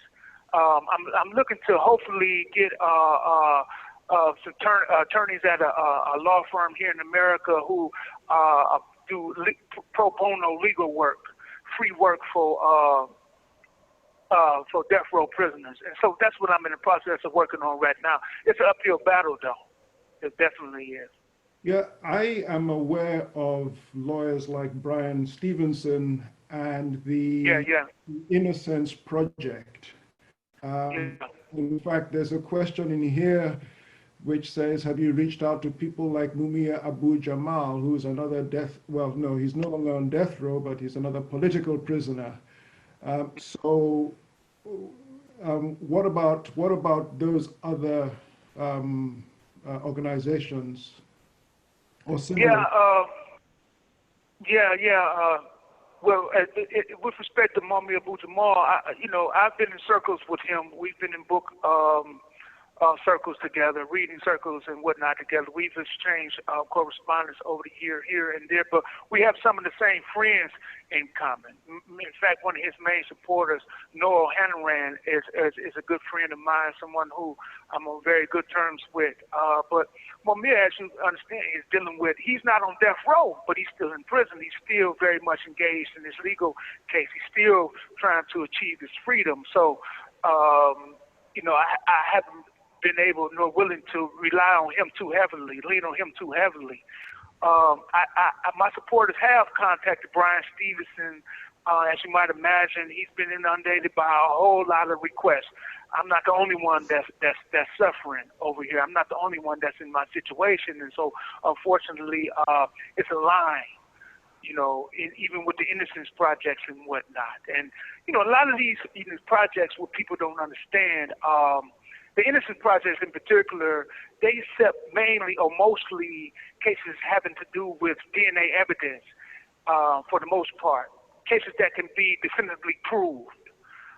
In my situation, after the riot was over with, the investigators for the Ohio State Patrol rushed into the prison, trampled the crime scene. This call is originating from an Ohio correctional facility and may be recorded and monitored. The investigators rushed into the prison, contaminated the crime scene, contaminated the evidence, and so there's no DNA evidence linking anyone to any of the crimes, any objective evidence. This all falls on the testimony of jailhouse informants, quote unquote.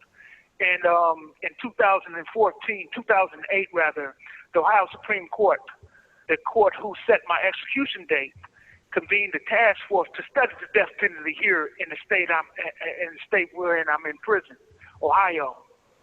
And this task force was made up of lawyers, professors. You have 1 minute remaining. Judges and whatnot. And they concluded that no one should be sentenced to death, let alone executed, based solely on the testimony of jailhouse informants. And that's while I'm on death row, solely on the testimony of jailhouse informants. And the task force concluded that you shouldn't even ask for death penalty, let alone kill somebody based solely on that kind of testimony. And so that's where I sit. And that's the nature of the criminal justice system here in the United States. Basically, if you're poor. Yeah. Right. So when we come back, I'll ask you what you think people outside can do other than try to help you tell your story. Okay. I'll call right back, Tayo. Okay. Thank you for using GTL. by my reckoning, we have two more sessions. Is that correct? Now, I want to widen this out a little bit. BlackFest, the word black. I want to, behind me, I have drawings that I did in 1991 when I was an architecture student. I was going to show them to you in close-up, but it was to do with prison reform, which is one of the issues that we're talking about here. And my design was about... Hello, this is a prepaid debit call from... This call is from a correction facility and is subject to monitoring and recording. Thank you for using GTL. Welcome back, Okay, I'm Keith. back. Okay. Okay, I was just going to say that I want to widen this out and look at international law or injustice, and particularly in where we hail from, Africa.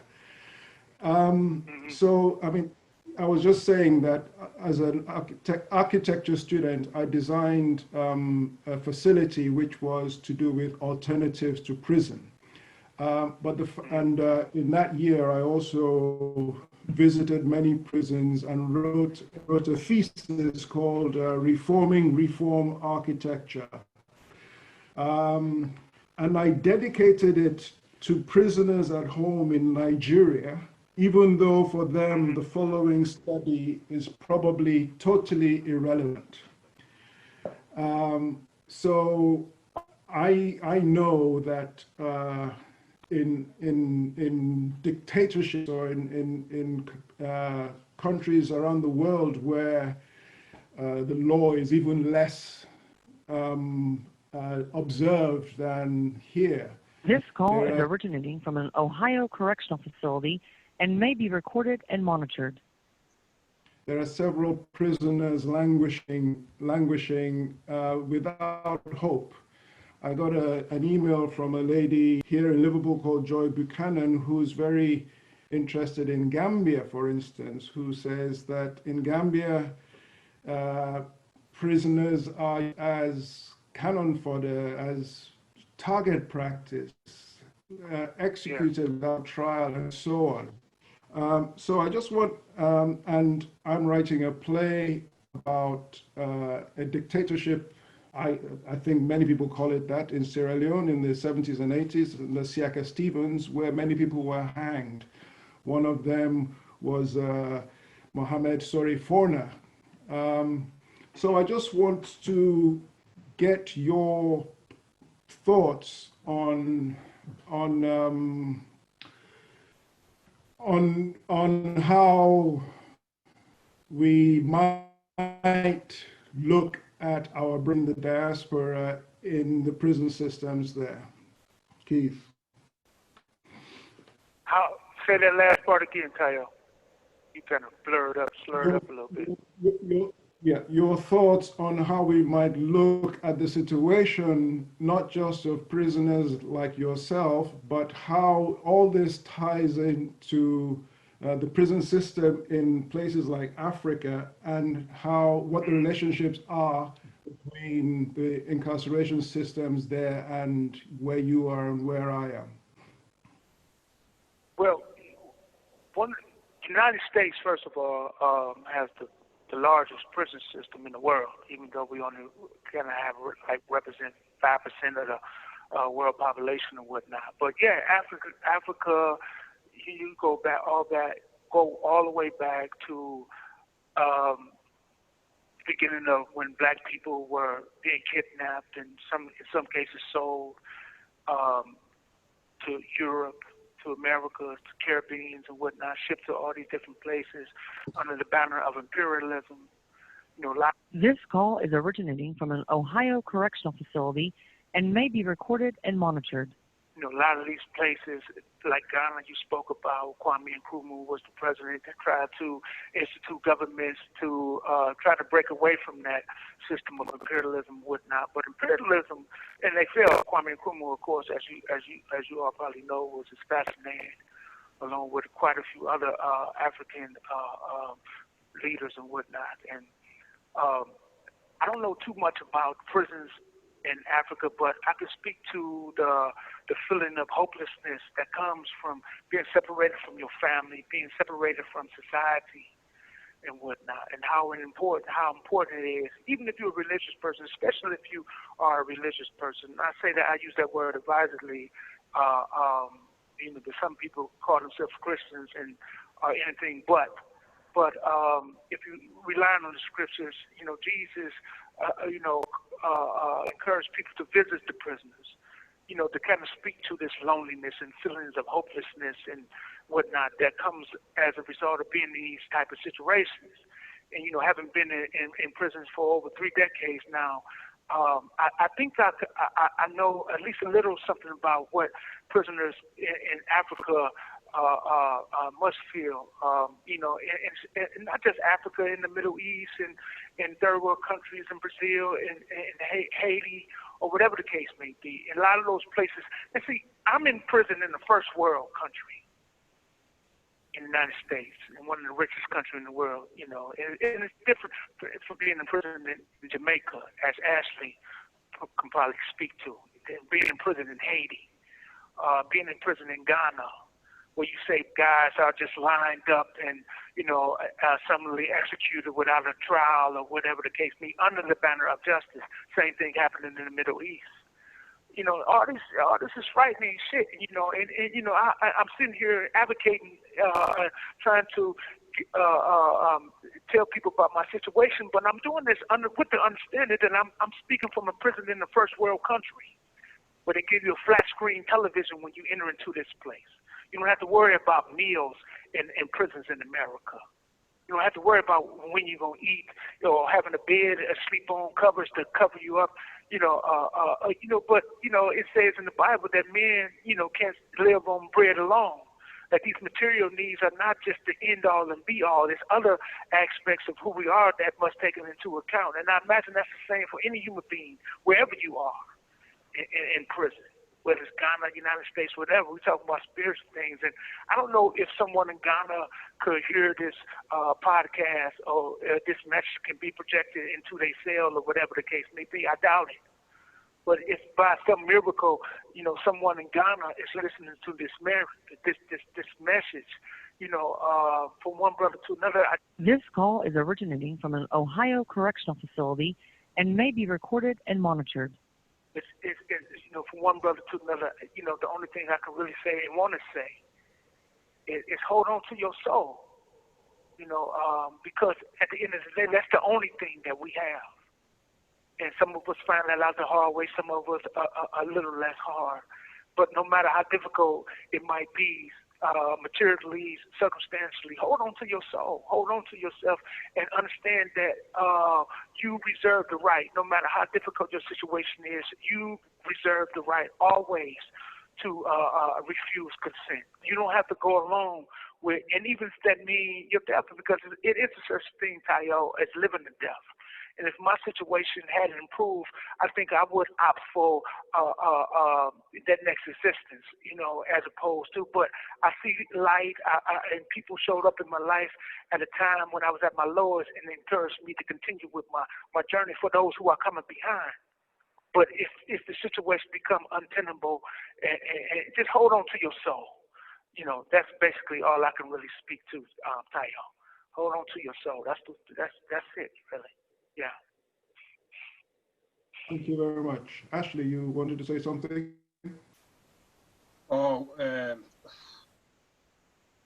Everything Keith's saying brings things to mind, so I'll be really concise. Just, what Keith was saying about being the relative comfort of being banged up in the first world. Still, in the situation you're in America, you're a lot more likely to be imprisoned in America than you are in Russia or China. That's if you're white. Never mind if you're black. You're a lot more likely to, and you're a lot more likely to spend a lot more time in solitary confinement in an American prison than you are in Russia or China, for example. But let's not get too deep into those issues. What I was more interested in, and when it comes to it, Teo, this is the one question that I would have for Keith and for all of you. The most important thing to me is we are all connected, no matter where we are in the world. We are all one. We all are one family. We all are of the same stuff and of the same people. And what really matters, what Keith was saying about hold on to your soul, what I'm interested in is what is the answer? What is that? We can all have our little fights and our bugbears. Go on, Dee's laughing, man. So what is the actual most important thing that we can do for ourselves and for each other day by day, moment by moment? What can we do to make this situation, whatever the situation is, whatever country you're in, whatever colour you are, what can we do? What matters the most?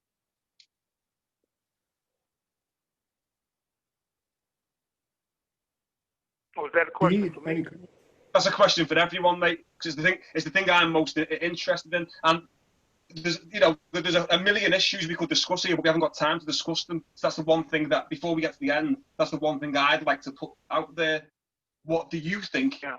Because I know what I think. I want to know what you guys think really matters the most. The one thing. Well, yeah. I mean, just, in a nutshell, man. Well, for me, the thing that I found that's been the most important thing is your dignity. Yeah. I mean, it's important to preserve your dignity and to not succumb to, because, people have or gain power from placing you in certain situations, so they can feel superior, so they can feel the power that they have over you, or whatever the case may be. Yep. And one of the things,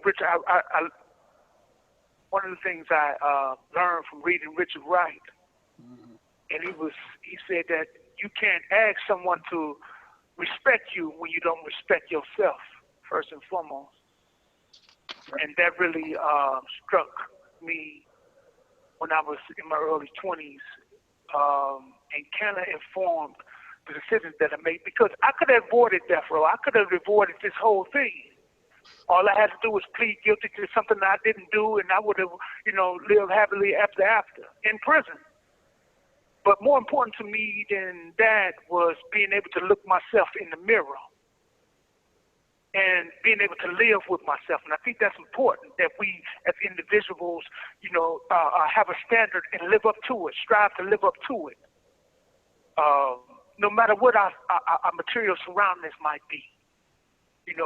My situation has changed incrementally over the years, have improved, based on the amount of people that have come into my life. But it's one time where everything I owned in the world fit into a brown paper sack.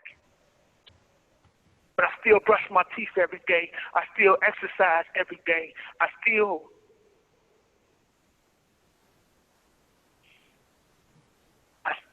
did all these things because I'm a human being. And it's important to never forget that. This call is originating from an Ohio correctional facility and may be recorded and monitored. No matter where you are, it's important to, and I agree with you, Ashley. We are connected. We are human beings, and that entails, living up to our standards, man, as human beings, and it's important to hold on to your humanity and to hold on to your dignity, no matter what. Dee, would you like to respond? Sure, I'll be brief though. I'll try. I guess one of the things, whether it's the most important thing or not, I don't know. But I guess one of the things that's important to me, it is to recognize, like, the prison system, both the institutions, but also the culture that surrounds it, is founded on us individualizing each other, and judging each other and punishing one another. You have 1 minute remaining. Rather than emphasizing, the things Keith is It's talking about the dignity and humanity, not just about ourselves, but of everyone we come into contact with. That we are communities, we are groups of people. When we're not just solitary individuals, which like the neoliberal prison industrial complex wants us to think of ourselves as. The more we are able to see the dignity in one another, the less likely we are to create it, well, to maintain the institutions that are destroying us so quickly. Thank you. I agree. Teo, Yes. your turn. My turn. Hold the thought. Let me call back. I want to hear this. Thank you for using GTL. Okay. All right. I think if you cut the shit and you get straight to the point with people, everybody knows what the answer is, which is why I don't have to answer my own question. It's answered for me just by asking it. Yeah. But I would like to know what you think, Teo. Okay. What was the The question most again? important thing. If there was one thing we could do for people, for young people, for prisoners, for everyone, for people in shitty situations, for rich people, for poor people, for every one of us. Okay, I shall think about what it is that I Don't do. think, just Hello. say some shit. This is a prepaid debit call. This call is from a correction facility and is subject to monitoring and recording. Thank you for using GTL. Okay, I'm back, fellas. Yes. What do I think? Well, I think that, we're all saying the same thing, that we should recognize that we are all part of one big humanity with no differences between us other than those that have been fed us by people who want to divide and separate us and rule over us and make us fight one another. And it is a capitalist system which is responsible for the state of the world today, and is damaging the world today as we speak. But we basically need to re-educate ourselves from the miseducation that the capitalist system depends on to keep the rest of the vast majority of society in a much worse place than those who have the money and the power, who, however much money and power they have, continue to live in fear and continue to be uncomfortable because they know that what they're doing is not right and they cannot get away with it. And we see that in the behavior of all these crazy leaders that we have.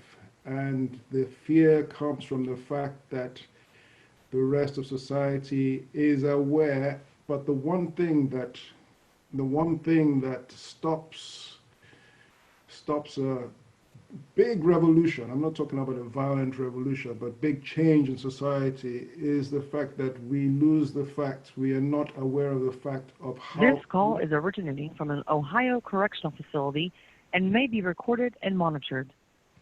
We don't know how connected we all are and how powerful we all are when we connect to work together to fight the system. So that's my take on it. But it's, I'm preaching to the converted here, and yeah.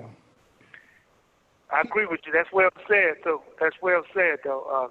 Tayo, and I agree with you. And yeah, we are the choir, that's for sure. But I think it still needs to be said. Yeah.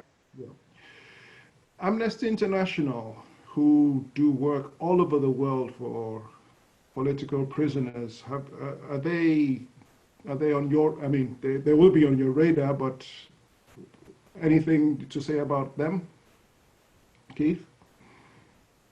I'm familiar with the organization. I wouldn't call it a contact, but I knew someone who was loosely affiliated with them years ago. But the thing I wanted to say about these various organizations, all of these things are operating under the umbrella of capitalism. And capitalism is based on brand. You know, people have a brand. The Innocence Project, all these people have brands that they don't want to risk, that they don't want to, and that's the problem. Instead of being in service of humanity, a lot of these organizations have conflicting interests. And a lot of times those interests are contrary to their mission statements and whatnot. This is what I found in my personal experience. Because in my case, it's not just me saying, hey, I'm innocent, believe me because I'm black and I'm poor, and this is what happened to black poor people. I actually have the evidence that was deprived me during trial in which I have discovered after the fact, have accumulated and presented to different people. I have, in one instance, I have an actual statement of someone who admitted to killing somebody for whom I was sentenced to death. And not just one instance, I just found recently another statement from one of the state's key witnesses or star witnesses who said he saw me do something, and on this particular statement, he said he never saw me. But all this stuff was withheld from me during my trial, and so I was never able to present this to a jury. And so what I've been trying to do in writing a book and putting forth my campaign is retry my case in the court of public opinion. And I've been doing that by sharing these statements, these withheld statements and whatnot, but I have yet to find any traction because my case is a political case, and you know it's kind of radioactive, kind of, Tayo. You know, it really is, man, which I've been finding. But I haven't given up, and I'm starting to, and I'm hoping that by doing these kind of having these kind of exchanges, or at least, because all I asking people, just take a look, just read the book, and then ask me to substantiate what I said. I'm not asking for or looking for a free pass or anything like that. And ultimately, at the end of the day, as far as my own personal opinion about me and myself, the victory has already been achieved. I came to prison as an uneducated, ignorant, everything bad that they say about them. I was that. And through a lot of years, with a lot of help, I've been able to find my way to my higher self, my better self, better than my former self.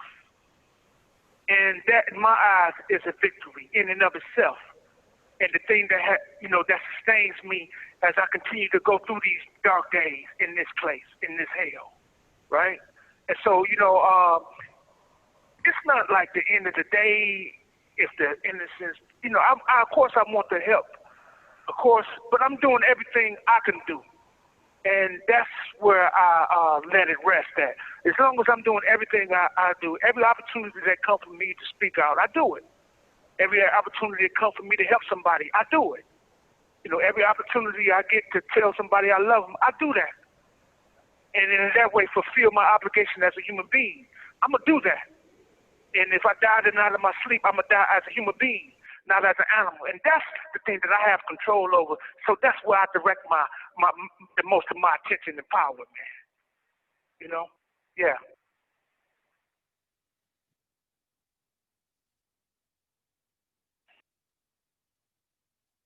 And Tail's frozen. Shall I read the question to Keith that is there for him while Teo got frozen? That sounds like. Or do you want to read it, Ashley? Yeah, go on. Okay. The question for you, Keith, is incarceration. This call is originating from an Ohio correctional facility and may be recorded and monitored. Incarceration of Black men has been talked in society on and off since you were first put in prison. Are you hopeful that the current climate and awareness around Black Lives Matter represents a genuine change in understanding in how racism operates in the U.S., or do you worry that it is a trend and people still don't have the bandwidth/willingness to engage in a way that would make meaningful change? I share that worry. I share that same concern.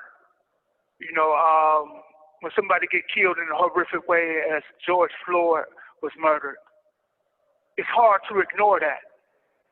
And I think the groundswell of support and protest around his killing and Breonna Taylor's killing and Ahmaud Arbery murder, that they happened so close to each other in that the magnitude that created, the magnitude and awareness that they created in society,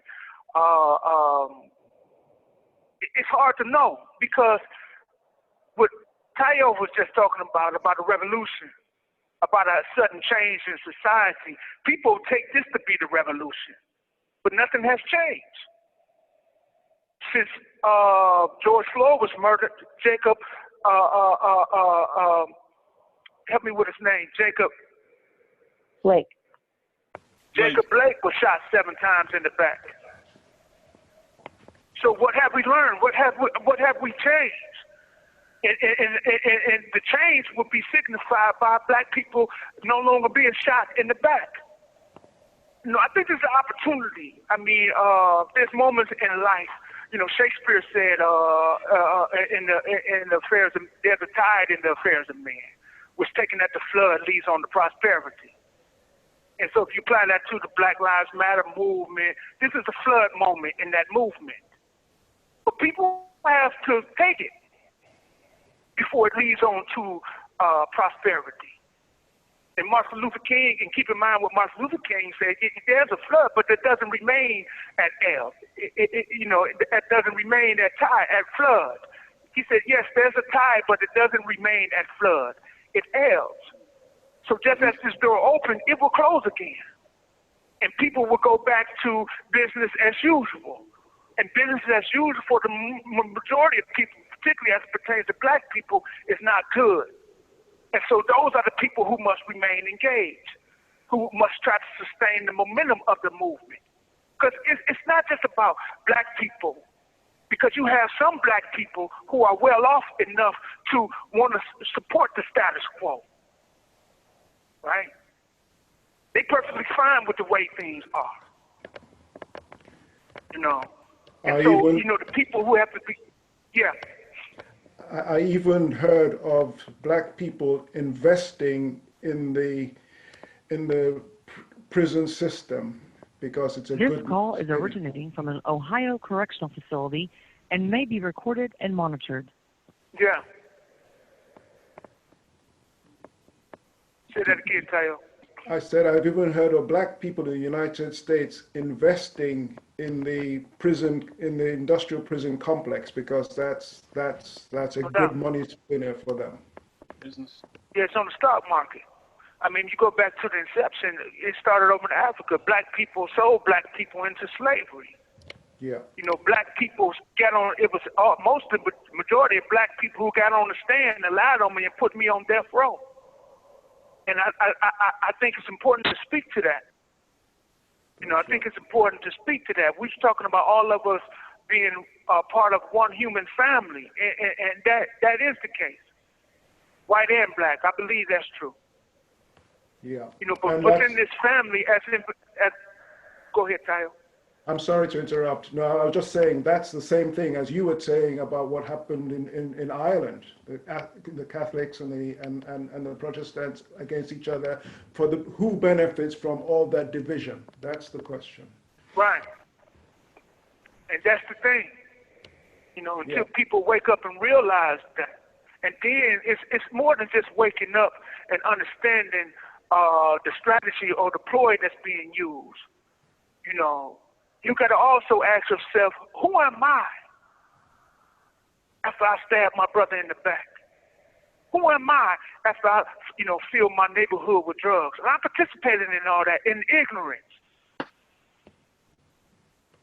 You know, but, this stuff that we're talking about is complicated stuff. You know, it's not anything that we could solve over a phone, and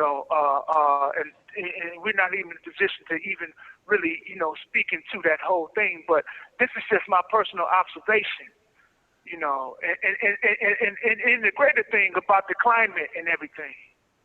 Yes. People don't talk about that. It's hard really to put a racial spin on the destruction that's being done to the planet. But without the planet, there is no people. There is no capitalism. There is no, racism, any of those things. And if we don't become this human family that we claim to be, then Richard Wright said all of us, black and white, are going down the same drain. So that's the thing that we have to start focusing on, the big picture. That's right. And the way to do it is by educating ourselves, by reading the kinds of books that you guys have written. That's right. And as far as your book is concerned, Keith, Condemned, you can get it if you're in Liverpool from News from Nowhere Bookshop. Otherwise, it is available on Amazon. You have 1 minute remaining. So we're going to wrap up now. So Condemned is available at News from Nowhere and on Amazon for everybody else. Yeah. Thank you very much. Let me just say before I cut off, Ashley, good to make your acquaintance, brother. Same with you, D, man. Thanks for participating in the call. It's good to hear y'all stories. It's good to hear y'all voice, man. Ashley, I like that accent, man. And I like the way you, talk about everything, man. And hopefully we can stay in touch, man. You too, D. And thanks a lot, Tayo. I appreciate it, brother. Thanks a lot. Ashley, take care, man. Yes, thank you, Keith. Pleasure. This call is originating from an Ohio correctional facility and may be recorded and monitored. Nice to meet you, D. Take care, brother. Take care, man. Solidarity. All right. All right, Tayo. We'll be in touch. Yeah, stay in touch. We'll talk soon. Be well. Thank you for using GTL. Okay, everybody. Thank you so very much. This has been a special day for me. Keith was introduced to me by somebody who saw me performing Langston Hughes. She told me that Langston Hughes was, she was friendly with a prisoner who was a Langston Hughes fan.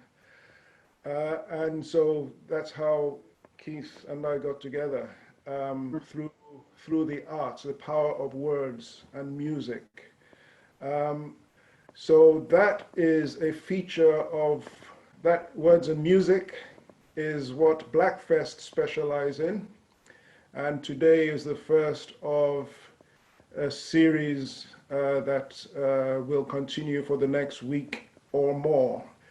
And details of that you can find on their website, www.blackfest.co.uk/events, blackfest.co.uk. I believe that the director of BlackFest is waiting to come and have a word. If that is the case, we shall see her in a little moment. Here we go. Hi, everyone. Hello, Jabeda. I just wanted to come on and just kind of say thank you to our audiences and especially to you guys.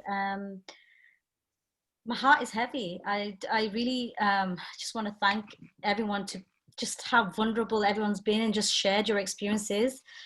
Thank you, Keith, for joining us from the US. I just want to put this plea out to everyone who's watched. Please share Keith's story and please try your best to support him and get his story out there.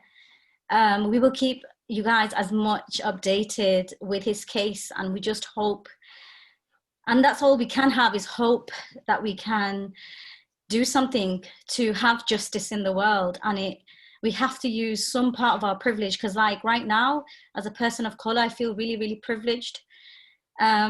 So it's really important and integral, and it's really nice to hear from you, Keith. So please, everybody who's seen this, share it with your friends, family. And I just wanted to say, Ash, amazing, just hearing your story, and you just do some fabulous work with Rise Up CIC, rehabilitating prisoners across the UK. So I just wish you all the success in the world with your book. Please, everybody, grab it on Amazon. We will also be sharing it. Tayo, thank you so much for keep you know, playwriting about these amazing cases. Like you do case studies of people's lives, and it's really important that we keep doing these kind of plays. And D Hunter, we haven't met, but this chav solidarity and the working class struggle is also another struggle, but it's great that you highlighted the privilege as well at the same time still. And these are really important. It's just been a really amazing event, and I just want to thank everybody's contribution. It's just been so lovely, and this is not the end. I hope that from this we continue to keep raising the profile and keep educating, because one of our strands is education, and I just hope that people have watched this and really it's hit home. Reality has hit home that for some of us it's really, really life and death and things like that. Tayo, thank you again for hosting. I just want to thank everybody, the whole panel, and please find everybody's books. I mean, Keith's Condemned, D Hunter, your Chat Solidarity, and you've got a new one coming out, Tracksuits, Traumas, and Traitors. Sorry, say that. Traitors. Tracksuits, Traumas, and Class Traitors. Class Traitors, that's it. Look at it, he's not saying it himself, he's going, do you know it? Do you know it? I know. Thank you so much. I mean, it's just been even enlightening for me. I've just been sat here. I'm just like holding back my tears. But I'm just like, you know, be kind and try our best to kind of, you know, keep on supporting these kind of projects. And obviously we're trying our best as well. Like Taya's just given our socials to everybody. You can follow the work of our artists, and I would say activists, because all of you are activists on here. You know, you are you know, talking about fighting the system, making change in the world. And it's not, art is not just art, it's just so much more than that. And today's just been an example of it. And it's as my man Paul Robeson said, art is a weapon for the fight for oppressed people all over the world. Really, I have been given the choice to fight for oppression or fight for freedom. I have made my choice. I had no other option, said Paul Robeson. I mean, we have to just keep on fighting and keep on moving and keep on trying our best to raise these profiles. And I just couldn't have done it with anyone better than you guys, honest to God. Thank you so much for joining the BlackFest platform. Thank you so much for, you know, coming on here as well.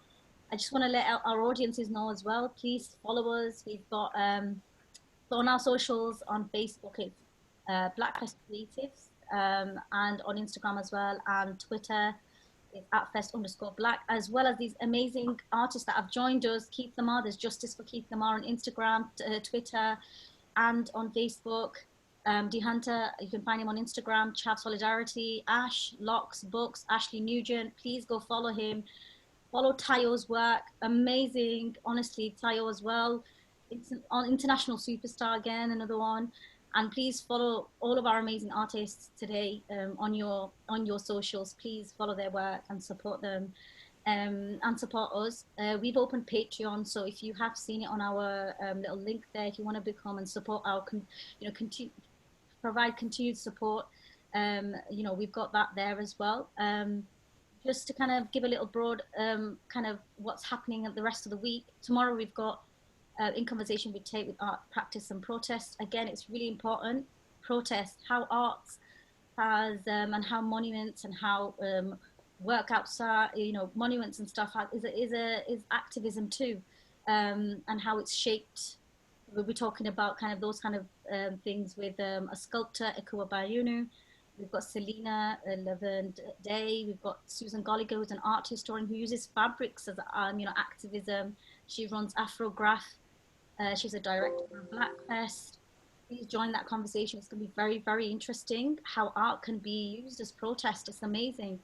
And then we've got children's authors in terms of lack of representation into, and please speak, you know, we've got Patrick Graham, we've got Fina Rushi, who during lockdown have used this time very, very well to release, you know, Fina's released 2 books, and then we've got children's books, and then we've got Patrick who's also released another book.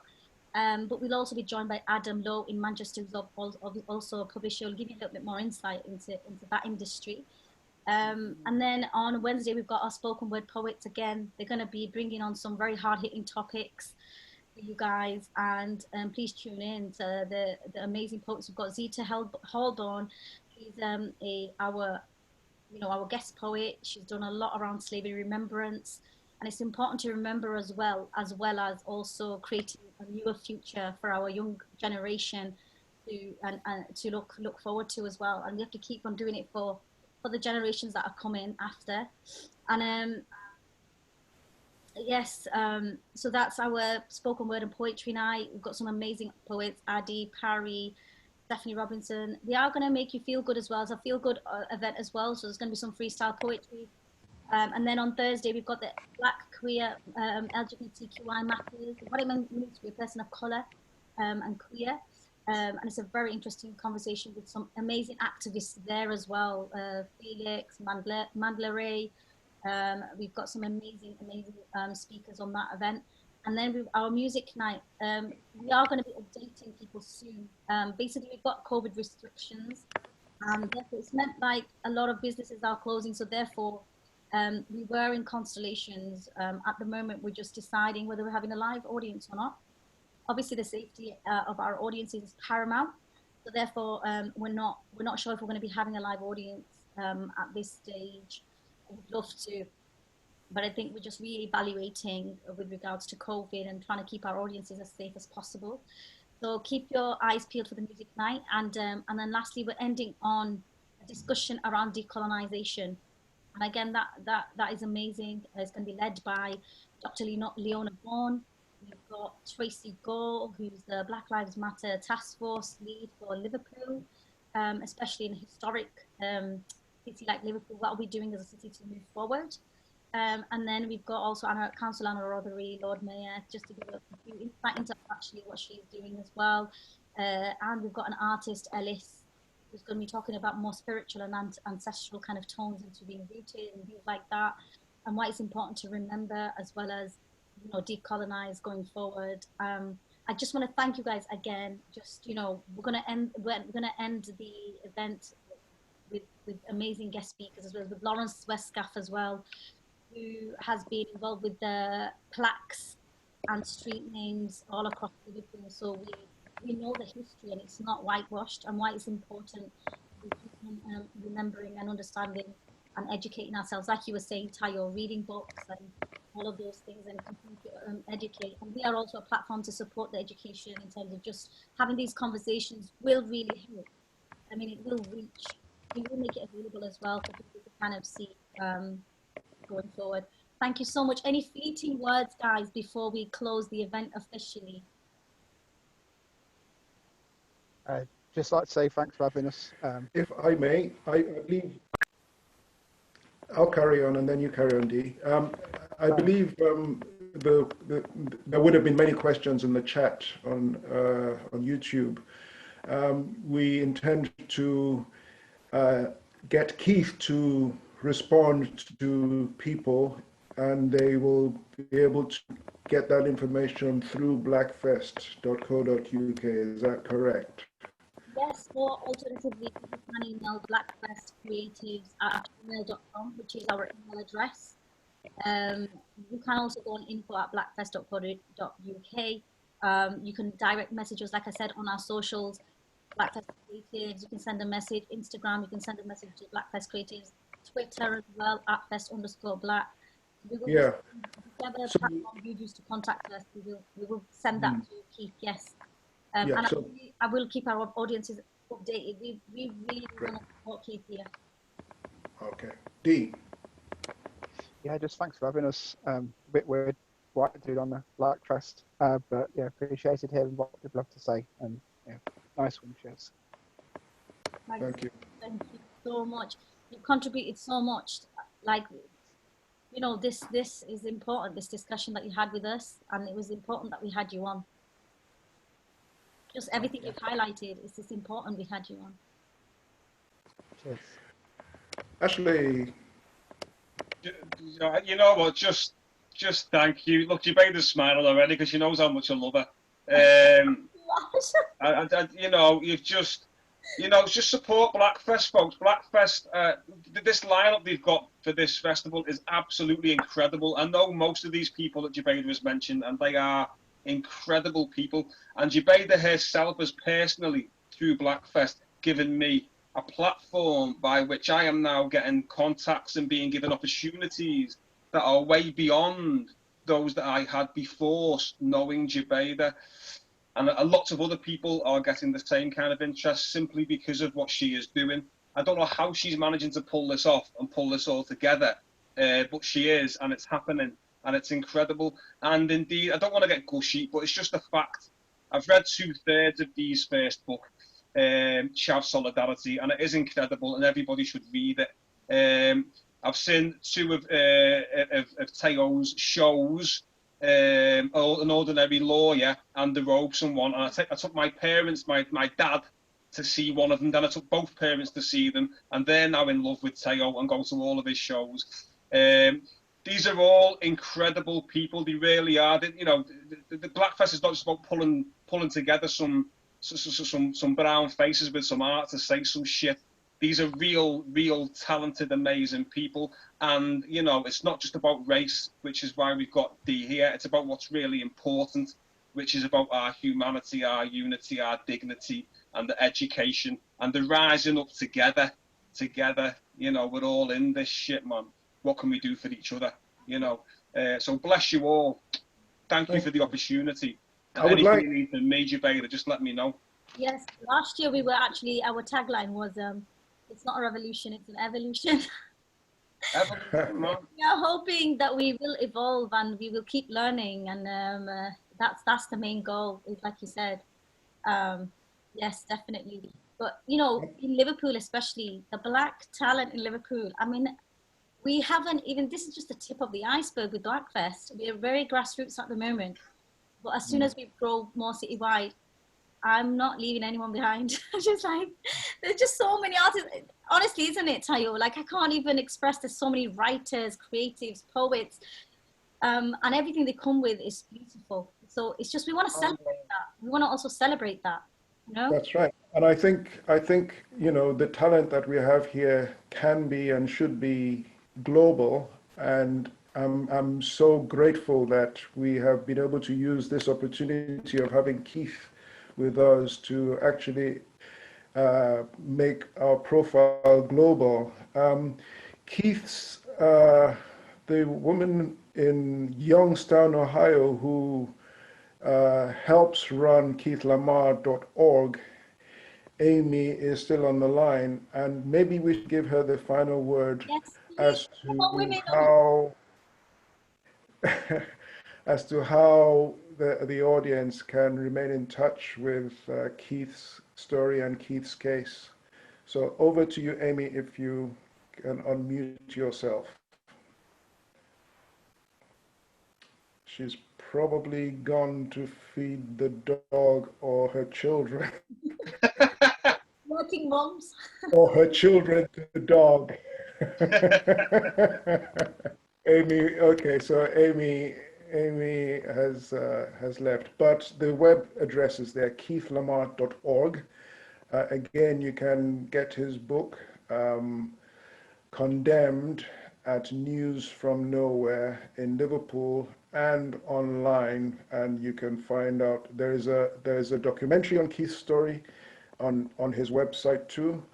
And yes, for me, this was a great opportunity to share the story of one great man in the wrong place in Youngstown, Ohio, but it has been a privilege to meet Dee and Ashley, and I much big respect for the work that you do, and I wish you success in it going forward. So, good night, I suppose it is. I just want to add, Tayo, you know, there's also a podcast that Brian does. What was his name then? Brian. There's a podcast as well by Keith. There's in the comments. Oh yes, it's called Pieces of a Man. Pieces of a Man podcast. Pieces of a Man, I believe, was a poem, a song by Gil Scott-Heron.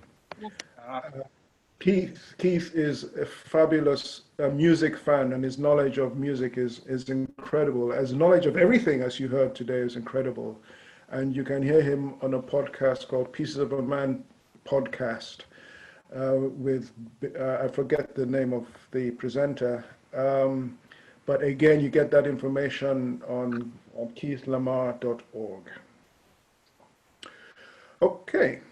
Just the internal team of BlackFest, RJ Lloyd, who's been supporting us, our creative producer, and Susan Golliger as well, one of our directors, and the rest of the directors. But thank you so much, our internal team. It has been a real team effort to get everybody together. Thank you to Melodic Distraction for helping us with our digital output. Thank you so much.